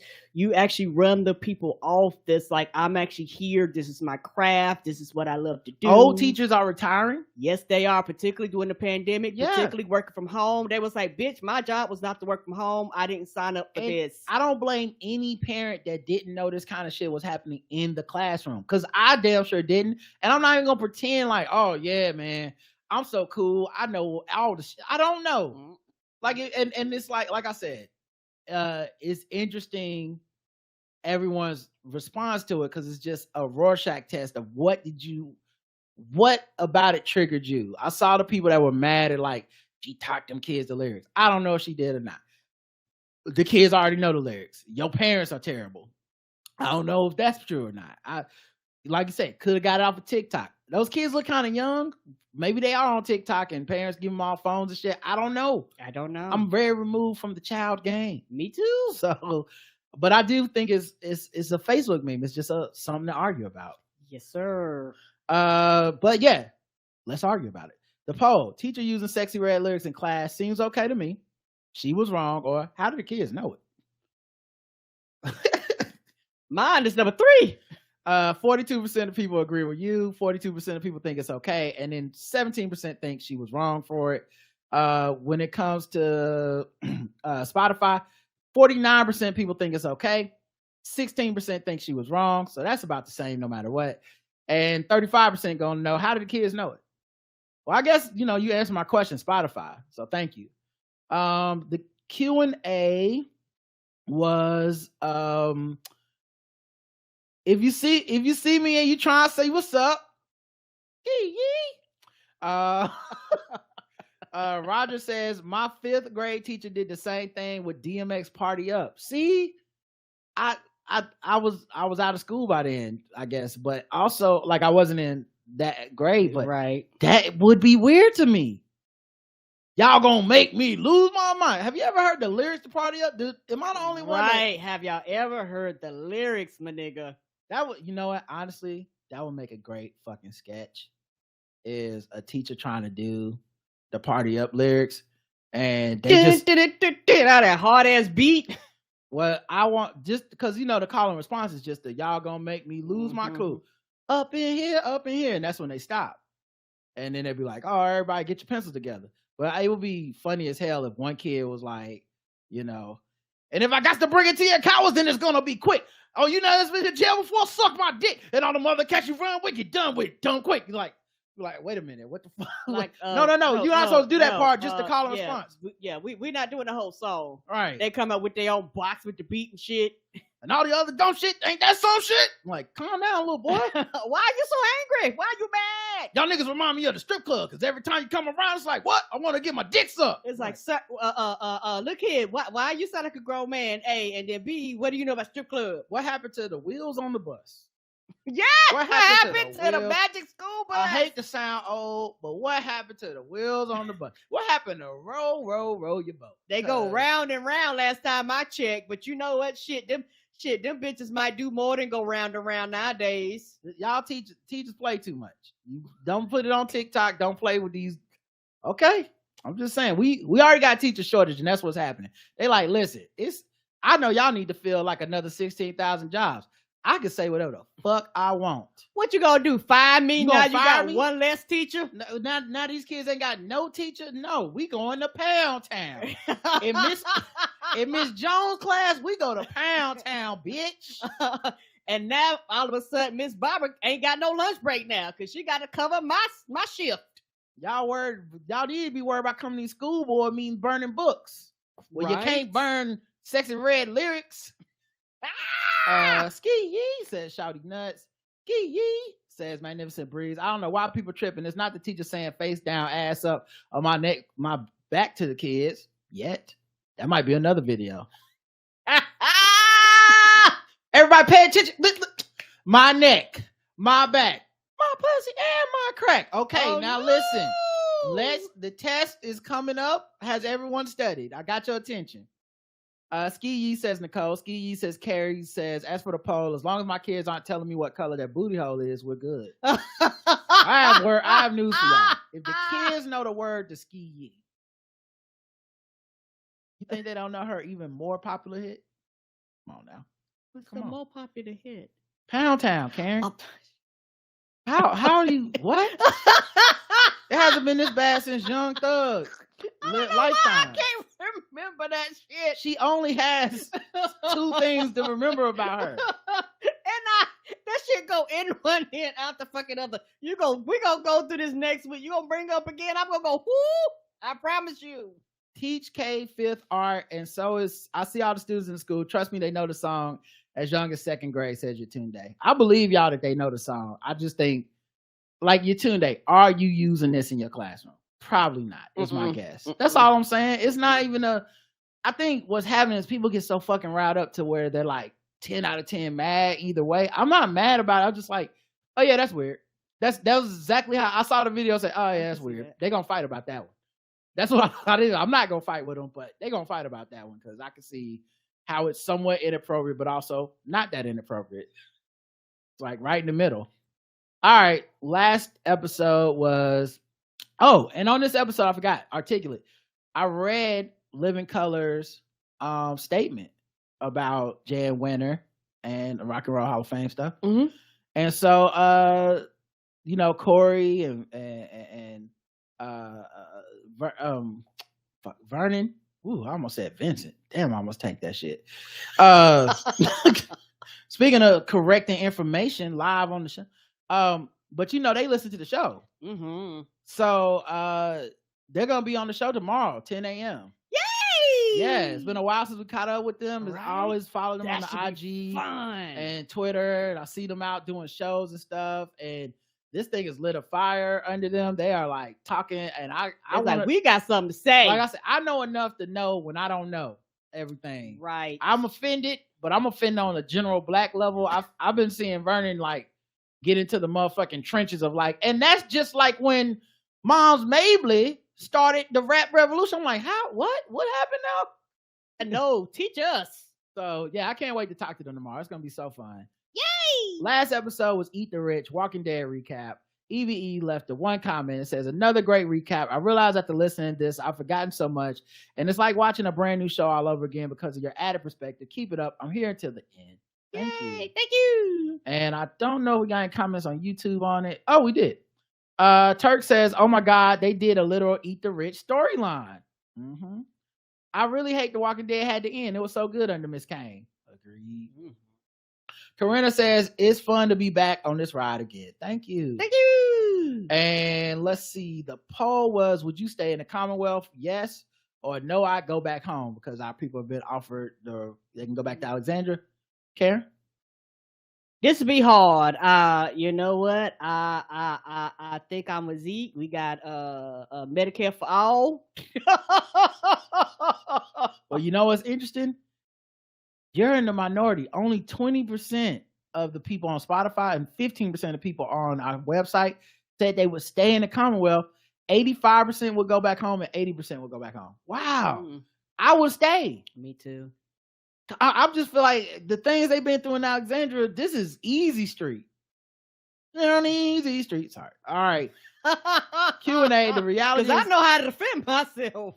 Q&A, the reality is that the poor stay poor so the rich can do whatever the hell they want. The game is rigged. Ignacio says, dead ass, say word, son, but on God, I wouldn't mind being rich. Chrissy says, regarding the poll, they got ice cream in that bitch. Yes, I'm staying. Lee says, quite depressing. Miss Barnes says, bars. And Carrie says, flex bomb. Drop a bomb on this one. That's a bar, son. All right.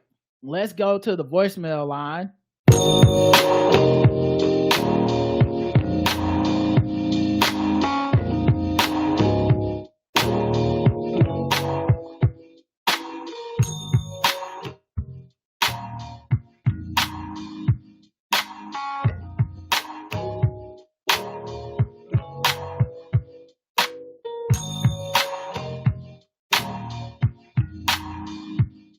Behind the scenes, every time I open Skype, I open it in the morning when we start the show to check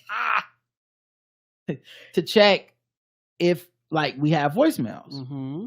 Then I close it so that we don't get any calls or noise during the show. Right, because you can't mute it no more for some fucking reason. When I open it again to check to play the voicemails for y'all, almost every time it's like, we need to do an update. Like, why didn't you update the first time? It's only been like an hour since then. Anyway, let's go. You could have been so beautiful, Skype. You could have been so. You was like 25 years ahead of the game, and just somebody bought you, and they was like, "We not going to invest," and that was a fucking wrap. Sorry. Let's go to the voicemail line 704-557-0186. 2 from Miss Barnes. Hello, Rod and Karen. This is Miss Barnes. I hope y'all are doing well this afternoon. So I just have to say thank you so much for the live show. I had so much fun. I already know that I'll get cut off. She's going to go ahead and cut me off, but that's fine. But I had so much fun at the show. Won a prize again. I was excited about that. Can't wait to brew up my Afro coffee, my Afro grind coffee. Let me get it right. But it was just wonderful. I got to meet your parents again. Your parents are just beautiful. They're just so youthful and beautiful and wonderful, and they're funny. And I got to meet Jackie. I also got to meet Tanya. Fun fact about Tanya, she sent me an Instagram message back in July saying that the live show tickets were on sale. I was on my way to GalaxyCon in Raleigh. I had to pull off on the side of the road, some real random spot in Chapel Hill, like, and the internet may or may not be working. I don't know. But either way, I got my tickets. Thanks, Tanya. I appreciate you. But overall, I just had such a wonderful time. And it was so cool meeting everybody. Aww. And yes, I will always make effort to come to Charlotte. It was a great time. I got to drink at their beer garden way too much. And overall, it was just so much fun. I definitely would do it again. Again, thank you so much. And I almost forgot to mention, Karen looked so stunning. Aww. She was so beautiful. She let the hair down. She had her makeup done. She's always been beautiful, but she was just more beautiful that Saturday. And it was just a great time. I had so much fun. Take care. Bye-bye. And she left one more voicemail. Oh my gosh, she didn't cut me off. Okay, I was 2-minute compliant. Anyway, this is Miss Barnes again. By the way, thank you so much for bringing back the Walking Dead recaps. I absolutely was so stunned when I got the Crowdcast notification, and I saw the show art, and I said, yes, recaps are back. I'm so glad that you I'm glad that y'all are bringing them back. I really, truly, we just missed you and Karen's take on this final season. Excited about this thing. Definitely. I actually may need to rewatch The Walking Dead because, it's been about a year. It's been about a year, and I am very much wrapped up in I started Jujutsu Kaisen, and that's got to be set to the side because the final episode of Attack on Titan is coming out November the 4th. They just released the dub for the special chapters. I've been kind of engrossed in that. So either way, but I'm probably going to have to rewatch The Walking Dead again. But anyway, I said all that to say thank you so much for bringing back recaps. Take care. Bye-bye. Thank Aw, you. thank And you. Yeah, Taco Titan, bitch. Let's go. The Taco Titan been great this honey. Oh, me and Roger talk about that. I said, Aaron was like, fuck that shit. I was like, oh, nigga, let's go. yeah, and Jujutsu Kaisen is a beast. I've been watching that lately too. And I got caught up on the entire first season, and I'm all the way current, except for like, it takes them a couple weeks to dub it. Right. I'm like all the way current because that shit was fucking flames. I might need to watch that. It's like you really enjoyed it. It's up there with Demon Slayer for me. It's up there with Demon Slayer. That's high praise. Now I Like, love me some Demon Slayer. Just the art, the action, the budget. It's amazing. But yeah, and yeah, Karen looked great. She looked beautiful. And now y'all know. Hey, did the pictures come in? The pictures did come in. I have the pictures. They came in yesterday. I tried to upload them to Facebook, but it literally stalled out, and I left it where it was like posting, that thing that's circling like it's trying to upload. I left it like that literally overnight. Woke up this morning, it still hadn't uploaded. I'm gonna have to go upload each picture one by one, but I got y'all. I'm gonna get to it. Okay, I have them downloaded on my phone and stuff, but okay, I haven't seen them. I want to see them. Yeah, I got you. All right, let's go to the next voicemail. This one I don't know who it's from. Hello, my name is Madonna, also known as Newbie Nerd, also known as My Lady Neon One on X. And I had to call. I've been following y'all since the days of Twib. And what got me to call for the first time today? We want some dead recaps. I was so giddy when I saw them in my feed. And I want you to know that I am one of the 8 listeners who enjoy them and love them. And I'm so glad that they are back. And number 2, shout out to Karen's hair follicles. You were looking glorious at the live. My sister and I had a chance to meet you in New York. We've been following you forever, subscribers, Mania, everything. And I just wish y'all continued success. Oh, Thank you for all you do. Bye. Oh, thank you, baby. You've been hanging tough for a long time. Will? Right? Oh my God.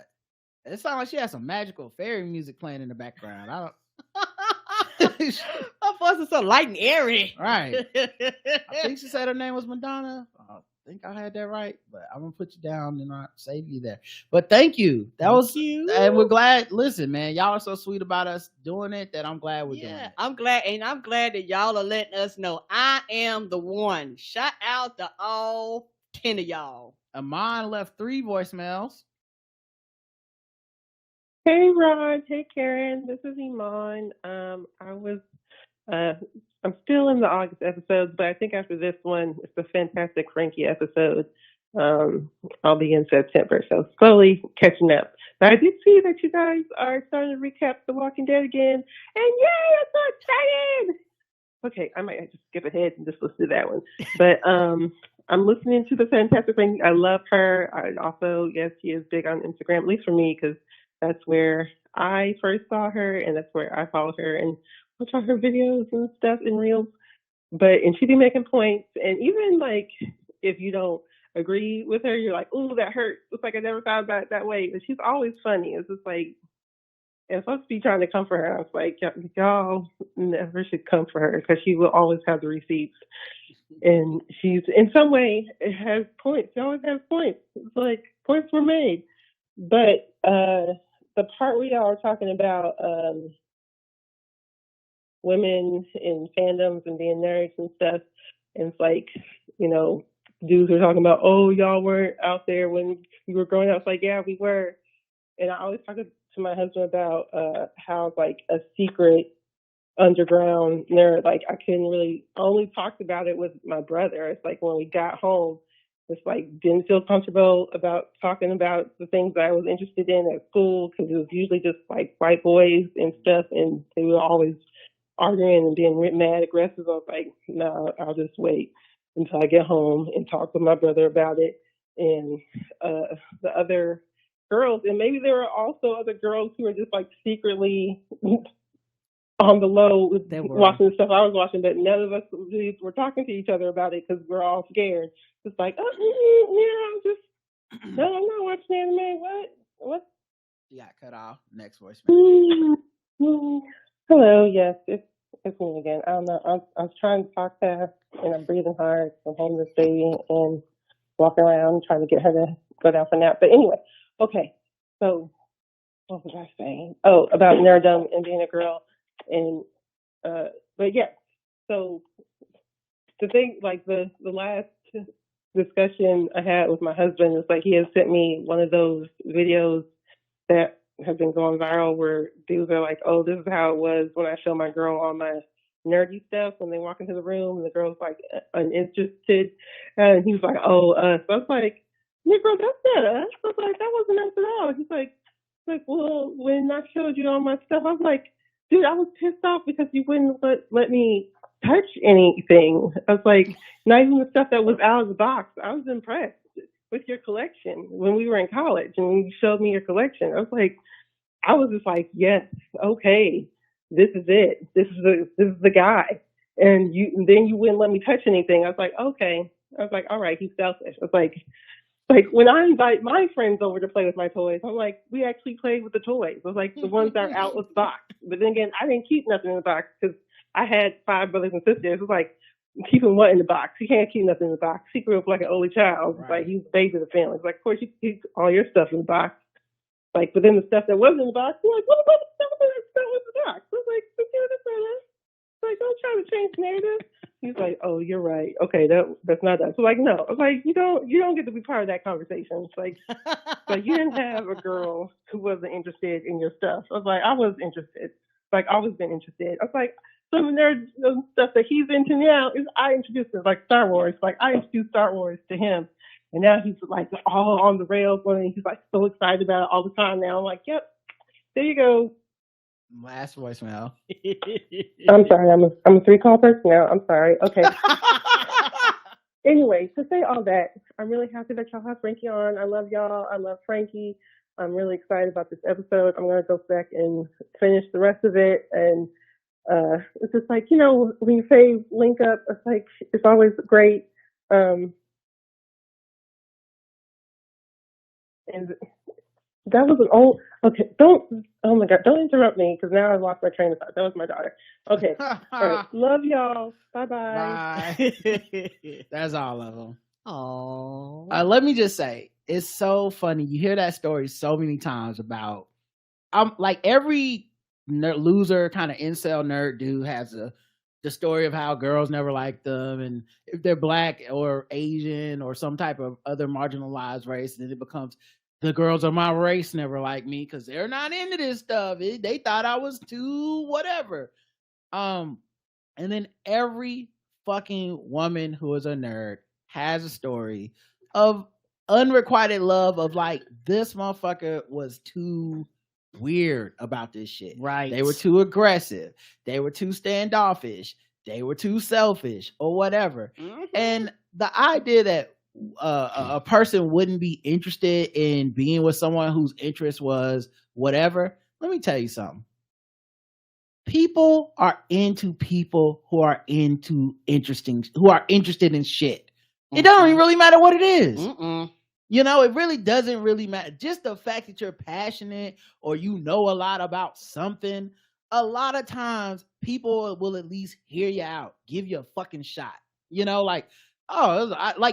There's shit that you don't be interested in, but someone else is interested in, and that's why the fuck you're interested in it now. That's pretty much how everyone gets interested in something.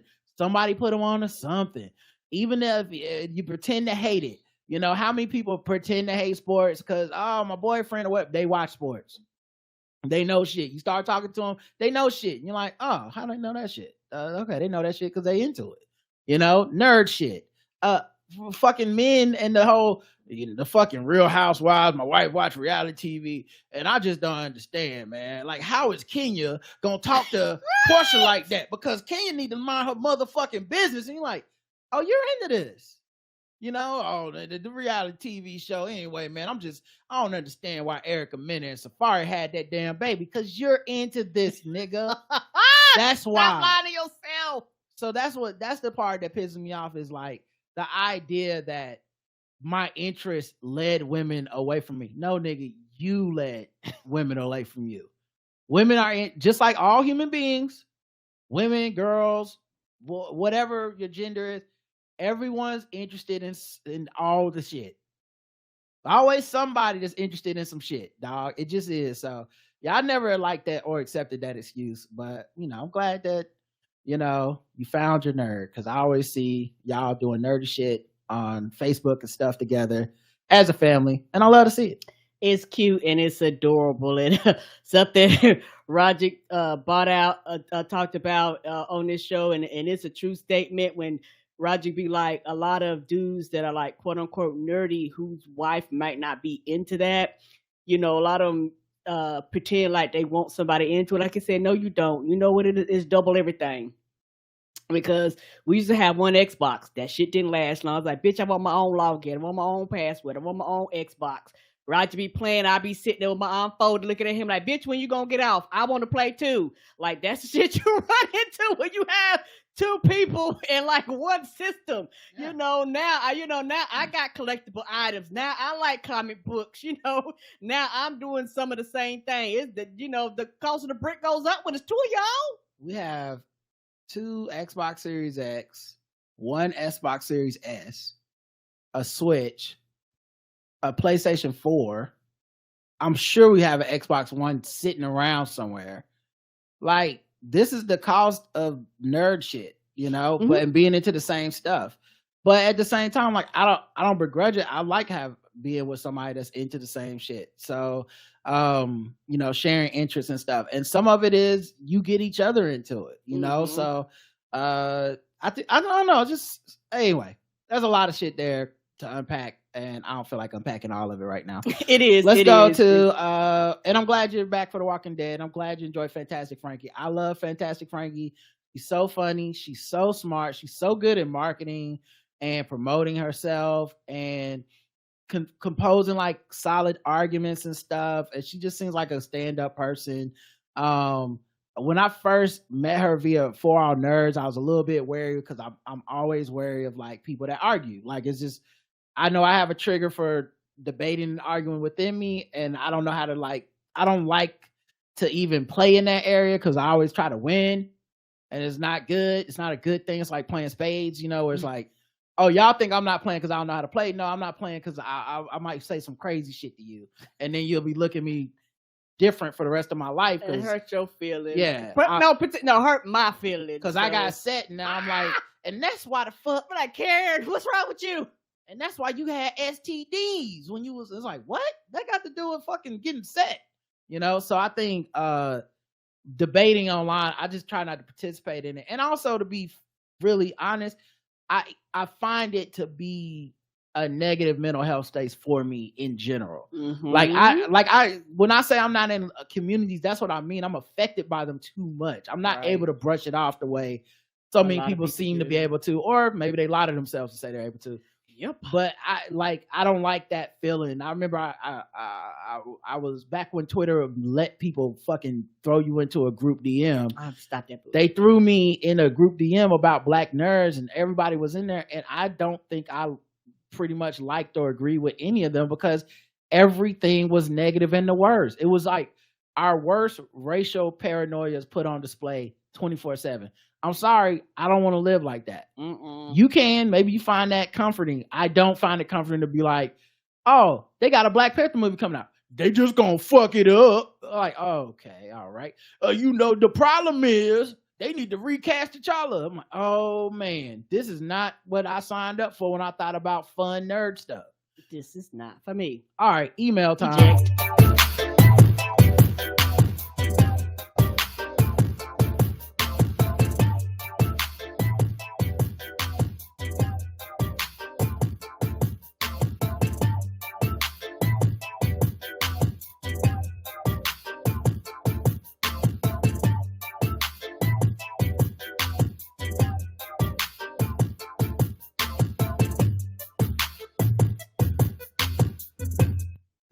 Too. All right. Eagle Pork Pull Gang is the first email from Julius, who says, hey, it's been a minute since my first email. Just want to know if you watched a documentary called White Scripts and Black Superman. It's written and produced by Jonathan Gales and directed by Dwayne McDuffie. It was made in 2012, still holds up. The Boreal down on the Black Panther and the fact that the first 8 issues of T'Challa wasn't even in Wakanda. You can watch it on YouTube or an app called Canopy. As long as you have a library card, you can download the app on your Fire Stick and search from there. Again, I love you guys. Everything you and Karen, the only Karen, the podcast streets respect. It's still Karen Hunter. It's still Eagle Pull Pork Gang for life. Thank you. Thank you. Sydney writes in, man, Tuesday feedback show. Ghetto Grocery. Y'all shop at Wayne's across from Camp North End? No, I have not. Man, now that's a LOL Ghetto Grocery Store. I've never heard of them. The cashier been there for 20 plus years. They got all the Black Caribbean staples. Unlike Arby's, they actually have the meats. Yeah, yes, I know of those type. I used to go to A&P. That's what my grandma used to take me. Park and Shop. Park and Shop. Yep. Park and Shop. One. And then they still have some like this one over off of you find them in the wild. It's one off of I want to say Tryon by Remount Road where you can go in there and get like all the fish and shit. Yes. They also used to have one off South Boulevard. It might close now, but they had all the fish. Like, I mean, hey, it is what it is. Just cook it that night. That's all I'm saying. Cook it that night. Just don't let it sit in the... You better freeze it. You don't want to freeze it or cook it that night. It's all good. Side note, now Spotify know they need to allow longer comments. Laura says, hi, Ryder. Karen, so glad you're recapping The Walking Dead again. At first, I thought you were recapping the new Daryl series in France. How did nigga get over there? But I'm equally thrilled that the recaps are continuing with the original series. A fabulous season. Thanks, Laura in DC. Thank you, Laura. I believe it's pronounced Kiana. And she says, Lauren Bobert. This chick is always out the fucking lunch. The audio segment that you played of her asking about the push to decriminalize public urination had me equal parts irritated and humiliated for her because, girl, what the fuck? When she says they have records that show that Mr. Allen was in favor of making those legislative changes, I would have asked, where are they and who did you get them from? Because those records don't exist, ma'am. And the thing that irritates me, the way they Republicans pass off speculation and conjecture as fact, alternative facts, face-ass niggas. And as a Washingtonian, let me say that the most public urination is someone who's drunk leaning against a wall to pee or someone who's homeless and needs to use the bathroom. There's no epidemic of people whipping out their penis to pee on the corner at 7th Street and Florida Avenue. Right. Also, it just works into that Republican dogma that if you penalize something heavily, it'll stop. And that's not what's going to happen. It does not change human behavior. In fact, it will adjust human behavior to sometimes a worse consequence than what happened, but you don't care. Like what happens is cities make these downtown happening spaces. A lot of times they allow outdoors drinking and all this shit. People get drunk. They piss in the alleys in the streets. I'm not saying it's good. I'm not saying they should. A civil penalty fine. Right. Fine. They're drunk, so they're not making good decisions in the first place. And no, it's not them walking around jacking their dicks off at women and shit like that, because we actually have laws on the books already for that type of public indecency. So, but it's Republicans thinking if you penalize something heavily, it'll stop. It doesn't normally happen. All you do is just jail more people. And more chances for police to interact with somebody that is doing a crime that's not that bad and have an outcome that's way worse than getting a fine. Yes. And the whole time Miss Mama's out here vaping, getting her titties bounced in the goddamn theater. And to be so staunchly anti-LGBTQ, is she unaware of the prevalence of gay men in the theater? Why are you even there if you hate them so much? But like you said, Rod, they feel an entitlement to those spaces. Right. Mm-hmm. That's why we have venom and vitriol for these motherfuckers, because it's the audacity for me. Right. Like I said, I get that she's a Hooters waitress, kind of hot to people, if that's what you're into and stuff. But it's the nerve, because you're talking about people grooming children and saying drag shows are happening in front of our kids. Well, you're dragging them titties out in front of the kids at Beetlejuice. It's Beetlejuice, nigga. Like, you weren't even at a grown-up play. You was at Beetlejuice. Kids there. It's that's what makes me so mad about it. It's the hypocrisy. Remember how they made a big deal when Pence went to see Hamilton and got booed in the audience? Then the cast politely asked him to nicely not be such a huge piece of shit. Donald Trump said the theater should always be a safe place and demand an apology. They have no clue how the theater, especially black theater, has been a beacon of protest via stage. I can't. These people are a joke, but the joke ain't funny. On a lighter note, I'm late, but I love the live show. The chat room was off the hook. I love hearing the recap stuff and hearing Karen talking about how she has learned to love herself. Her story is the story of so many of us. Thank you, Karen, for sharing. And thank you, Rob, for always holding space and never rushing those moments. Love y'all. Thank you. Thank you. She replied, I'm back. This chick said she was not living up to her personal standards in her statement about Beetlejuice Gate. Her husband exposed himself to some teenage girls when he was 20 or 21. She wasn't even married to him at the time, meaning she married a man who she knew showed his junk to teenagers. It's the flexible morality for me. Right. Who she thinks she is? Nicki Minaj? All right, I'm really out. I'm really out this time. The other thing is something. Oh, her husband came out and issued an apology saying it was the fact that he put her through so much with the divorce that made her do it. These niggas got more excuses. Just own your behavior. That's all. You did it.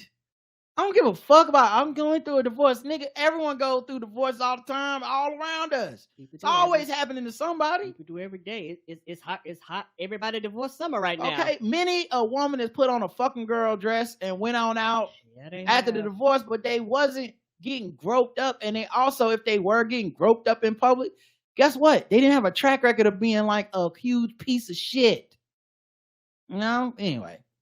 The Articulate episode. Adam says, Ryder Can, I love the show. Jan Winter just said the quiet part out loud. I mean, he just showed how much out of touch, not including African-American female artists in his book. He should have been out a long time ago, but getting him out is one step in the right direction. When Living Color made the response to what he said was unacceptable, I couldn't have said it any better myself. When you play Ether in the background, that was a nice touch. Thank you. That's what I bring to the show. Mm-hmm. It can even work with their song Funny Vibe. It could work. I probably could have played that. I don't know if YouTube would have took down the video or nothing. You know what I'm saying? I don't know how those rights work. Mm-mm. Like, I have to be careful with the songs I choose. Like, even the Ether beat is actually a remake of the Ether beat, which is why I didn't get flagged. Because Robbie know it. They are one of my favorite bands. I saw them in concert last month and will see them next year. Well, you and Karen keep up the good work, Adam. Well, you're gonna see them tomorrow. If you check out, if you check out YouTube, if you check out Crowdcast, they gonna be here. Okay, is it gonna be a lot of technical difficulties?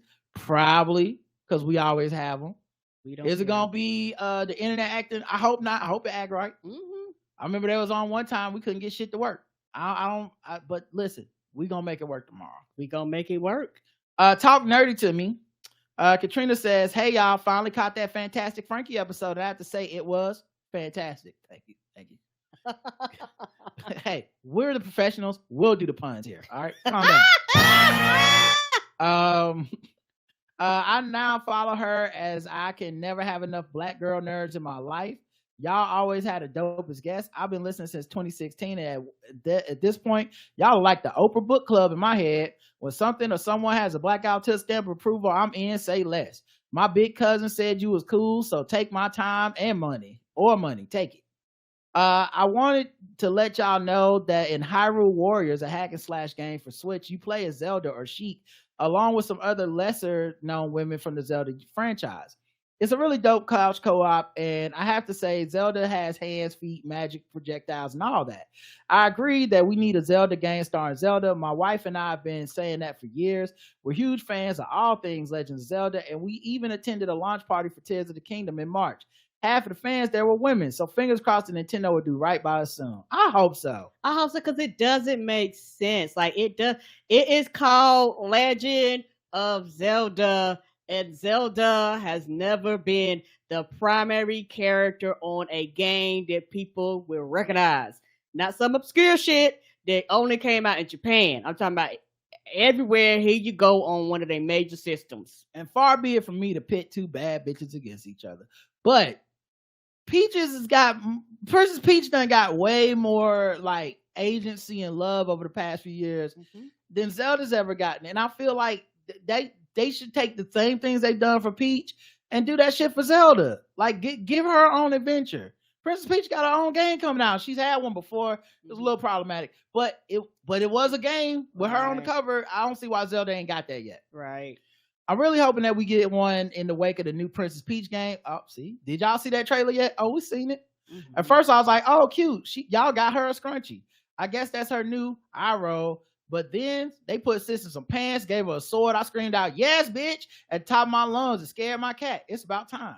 Yes, right. It's one of them things where we out here fighting and shit. I want you, and a dress is cute, but bitch, you ain't never seen Mario and them out here in something that you'd be like, but you fighting and you jumping. That outfit that makes no sense. She doing her Nancy Drew, her Chun-Li, her Gordon Ramsay. I will gladly be pre-ordering this one. The little girl in me is squealing. I definitely would have been a sword fighting Princess Peach for Halloween back in the day. Hell, I might be her next year. I just know this game is going to be popular. Now we may run into an issue with some parents not wanting to buy it for their boys because of patriarchy and ridiculous narratives around gender. Man, I hope. I mean, you're right. Someone somewhere will go on Twitter and say that dumb shit. But so many kids don't care. Right. It'd be the parents. It'd be the parents because the boys don't care. I played so many games, watched so much shit when I was a kid because I just didn't give a fuck. It just wasn't about that. You watch He-Man, do you watch She-Ra? Because why don't it come on right after each other and they gonna be fighting? Yes, sir. So people get everyone else is uptight about that. The kids are all right. The kids watch Steven Universe. They don't give a fuck about that shit. I can see Kid Rock shooting his AK very poorly at a copy of the game. It's a stupid thing to worry about, but poor sales could put us right back where we started because companies know women and girls will play games starting male characters as we've rarely had a choice. I worry about that after I get my life to Peach karate chopping next in the Mushroom Kingdom. Honestly, I hope you're wrong. I hope it's not an issue at all. I hope it's just one of those things where you're anxious about something that's not going to matter, because also a lot of the people playing games now are adults and I know they don't care. And also it's kind of the thing like with Black Panther and Shang-Chi and Crazy Rich Asians. Some people have been waiting their whole lives for this. And those are people that are going to buy that game. And sometimes you wake up a sleeping giant because people are like, oh, finally, the Princess Peach game? Well, I didn't buy the last 2 Mario games, but I'm getting this shit. Correct. And it's also one of those things, like a lot of shit, a underserved market will show up because they're underserved. If you served them, you could have been having decade-long series of here's the Legend of Zelda, and like somebody in the thing was saying, here's the life of Zelda, here's Zelda separate. We could still have Link doing his own separate thing and call that shit the Legend of Zelda. But we can also have Zelda in her own video. People, they do this shit all the time, separate. And it's also one of those things where little girls play video games. I don't know why people act shocked and surprised when little girls show up in their cosplay and all this shit. Like, they're a consistently overlooked market. And then everybody always act, it's like the movie industry, like you said, they always act shocked and surprised when you have these anomalies. But what do? They actually revert right back. They actually don't continue to serve these markets and act like every time they do some shit and it sells like gangbusters, a fucking fluke. No, it's not. Serve this market. Yep. And I think that's what's gonna happen. I think the numbers are gonna be good. So also, like, Nintendo puts out 3 first-party games a year. Who the fuck can afford to skip one? All right. Lashley says, P.S. Now that I think about it, Horizon Zero Dawn did really well, and that main character was female. I'm too high to think critically about it right now. I'm sure there's a hypothesis to be made, but I'd rather sit here and eat these Cheetos and save Hyrule as chic. Happy belated anniversary. The live show was lit, and y'all keep rocking. Peace. Thank you, Katrina. Horizon Zero Dawn, that's Roger's jam. He played that game several times, and for a lot of people, at the time, particularly the first was like that game of the year. A lot of people love that fucking game. And Lara Croft, Tomb Raider. There's a track record out there to be optimistic. John writes in, travel angst, whiteness of rock, etc. Good morning, Rod and Karen. That story about the man with the horrible diarrhea on his flight was so horrible. Way to make us all even more anxious about travel. Every time I read one of those stories, I just think about the people on the plane. Yeah, I'm like, and I feel like if I was on one of them people on the plane, everybody would be flickering out and I'd be the only one being like, of course. I thought I was going to be able to go somewhere. And of course, I'm the plane with the diarrhea 2 hours over the ocean and we're going to turn around and go back and we can't go to France today. Sure. Why not? Why the fuck would that not happen to me? Yeah, I've learned over the years just to put my patience cap on. Like that time I was going to see you and they kept updating for an hour. We had to get off the plane. We had to go to another plane, had to take our bags off, put our bags back on, and people around me was huffing and puffing. And I was like, take your time. It is what it is. You can't control it. No reason for you to get stressed out. I'm just a very much, well, this is happening type of person. So they're all going to be seriously traumatized for a long time, especially him. Oh, well, at least in his case, we know he's good at letting shit go. Bad pun sound effect. I think you mean this one. Yeah,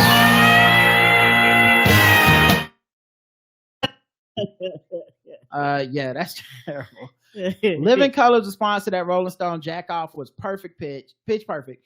I'm not even surprised that an old white dude who mainly loves rock music will have these blind spots. The gatekeeping of the genre disproportionately favored white male artists for so long that the pool of people who are allowed to reach legendary status is skewed very heavily towards them. But what I don't get is that he could have taken so many better approaches. He could have thrown Hendrix, Living Color, Madonna, Joan Jett, or whoever on the list and kept it trucking. He could have said that obviously artists like Prince, Beyonce, etc. have a rightful claim, but he didn't feel he was an appropriate person to write about their work. And when criticized, instead of trying to reverse engineer justification to defend himself that ends up making things so much worse, he could have just said, my bad. Like Drew Barrymore, there were so many paths of least resistance he could have chosen. What a dumbass. Karen, the way you take the ball and run with it to wild hypotheticals when Rod is less than one sentence into reading the story is a true gift and one of the best parts of the show. I think you missed your calling because you could be making bank on the conspiracy theory circuit. Carrying on anybody. Also, at the risk of being canceled or comment on a black woman's hair, I too thought your hair looked great in the live show. So glad y'all had a great time and successful event. I don't think you're gonna ever get canceled saying a black woman's hair looked good. No. I think you're safe there as long as you don't elaborate into anything else. I'm pretty sure they'll take that compliment. Mm-hmm. P.S. Rod, did you see that Tay got like 30,000 young people to register to vote in the Instagram campaign? You love to see it. Off to get our boosters. Cheers, stay safe. Yes, I saw it. And I saw a couple people trying to take little shots. I saw you try to take little shots at Tay, but y'all wrong. They was like, yeah, she got 30,000 people to sign up, but who they gonna vote for? Well, if you know her politics and you're still fucking with her show after she's come out as explicitly Democrat, not just a generalized go vote. She be like, vote blue. She's like, vote for a specific politician in Tennessee, and they ain't a Republican. She comes, so I just, it always makes me so mad because I feel like Taylor Swift is the version of like just the one of the good eggs, but we are so insistent on trying to like be edgy to take her down, and I don't know who that helps. Republicans hate her. Now I gotta hate her too. Why? She didn't do shit. Right. She did all the shit that we claim we want to see people do. Yes, sir. You don't have to rock with her music. You don't have to like her vibe. But this shit, we're like pitting her against Beyonce for no fucking reason. She ain't ever said not a bad thing about Beyonce. Mm-hmm. And you doing Kanye West bidding. I thought y'all hated that Nazi motherfucker. Y'all hated him, right? Y'all hate him. Y'all know the whole reason y'all still trying to take down Taylor Swift started over him pitting Beyonce against Taylor over that video of the year shit. Like that's crazy to me. And I can't think of a person that y'all hate more than Kanye. And y'all, it's a decade later and y'all still trying to throw that old tired ass shit out there. And my thing is 30,000 people. That's not something to shake a stick at and act like that's a nobody number. Right. And notice how I just brought her up and I didn't bring up anybody to try to denigrate them. Like, well, so-and-so ain't signing nobody up. I just think she's doing a good job minding her business, staying out of fucking our shit and just trying to be helpful. The end. That's all I ask. She also was a child star thrust into the fucking light with her parents managing her career, and she shook them shackles off and stood up for herself and is giving some real good like positive feminist energy. She's a real ally that stands with people and shit. When motherfucking Dr. Dr. Luke was accused of sexual assault by Kesha. She's giving money to Kesha on the low. We only know this because Demi Lovato hated ass was talking shit about Taylor being a fake feminist, and Kesha had to come out and be like, bitch, she kept me afloat. When your motherfucking ass is on here shaving your head off and talking shit, she kept me the fuck afloat. So shut the fuck up.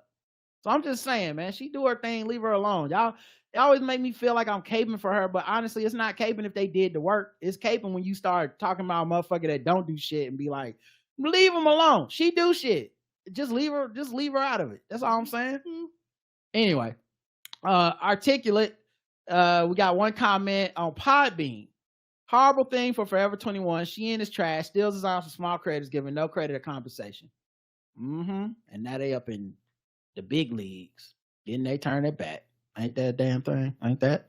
All right, y'all. That's it. Listen, if you hate Shein, I feel you. But just know this. Anyone that buy their clothes, it's falling apart after the first time they wash it. So don't even worry about it. Don't be mad. They gonna keep them clothes 1-2 washes and it's gone. You get one fucking rinse cycle in that motherfucking washing machine. That shit is a wrap. Confetti. All right. All right. Thank you everybody for listening. We'll be back tomorrow. Living Color will be the guest. Yay! Can't wait to talk to Corey and Vern. It's gonna be fun. Till then, I love you. I love you too. Mwah. Bye everybody. Have a good rest of your day.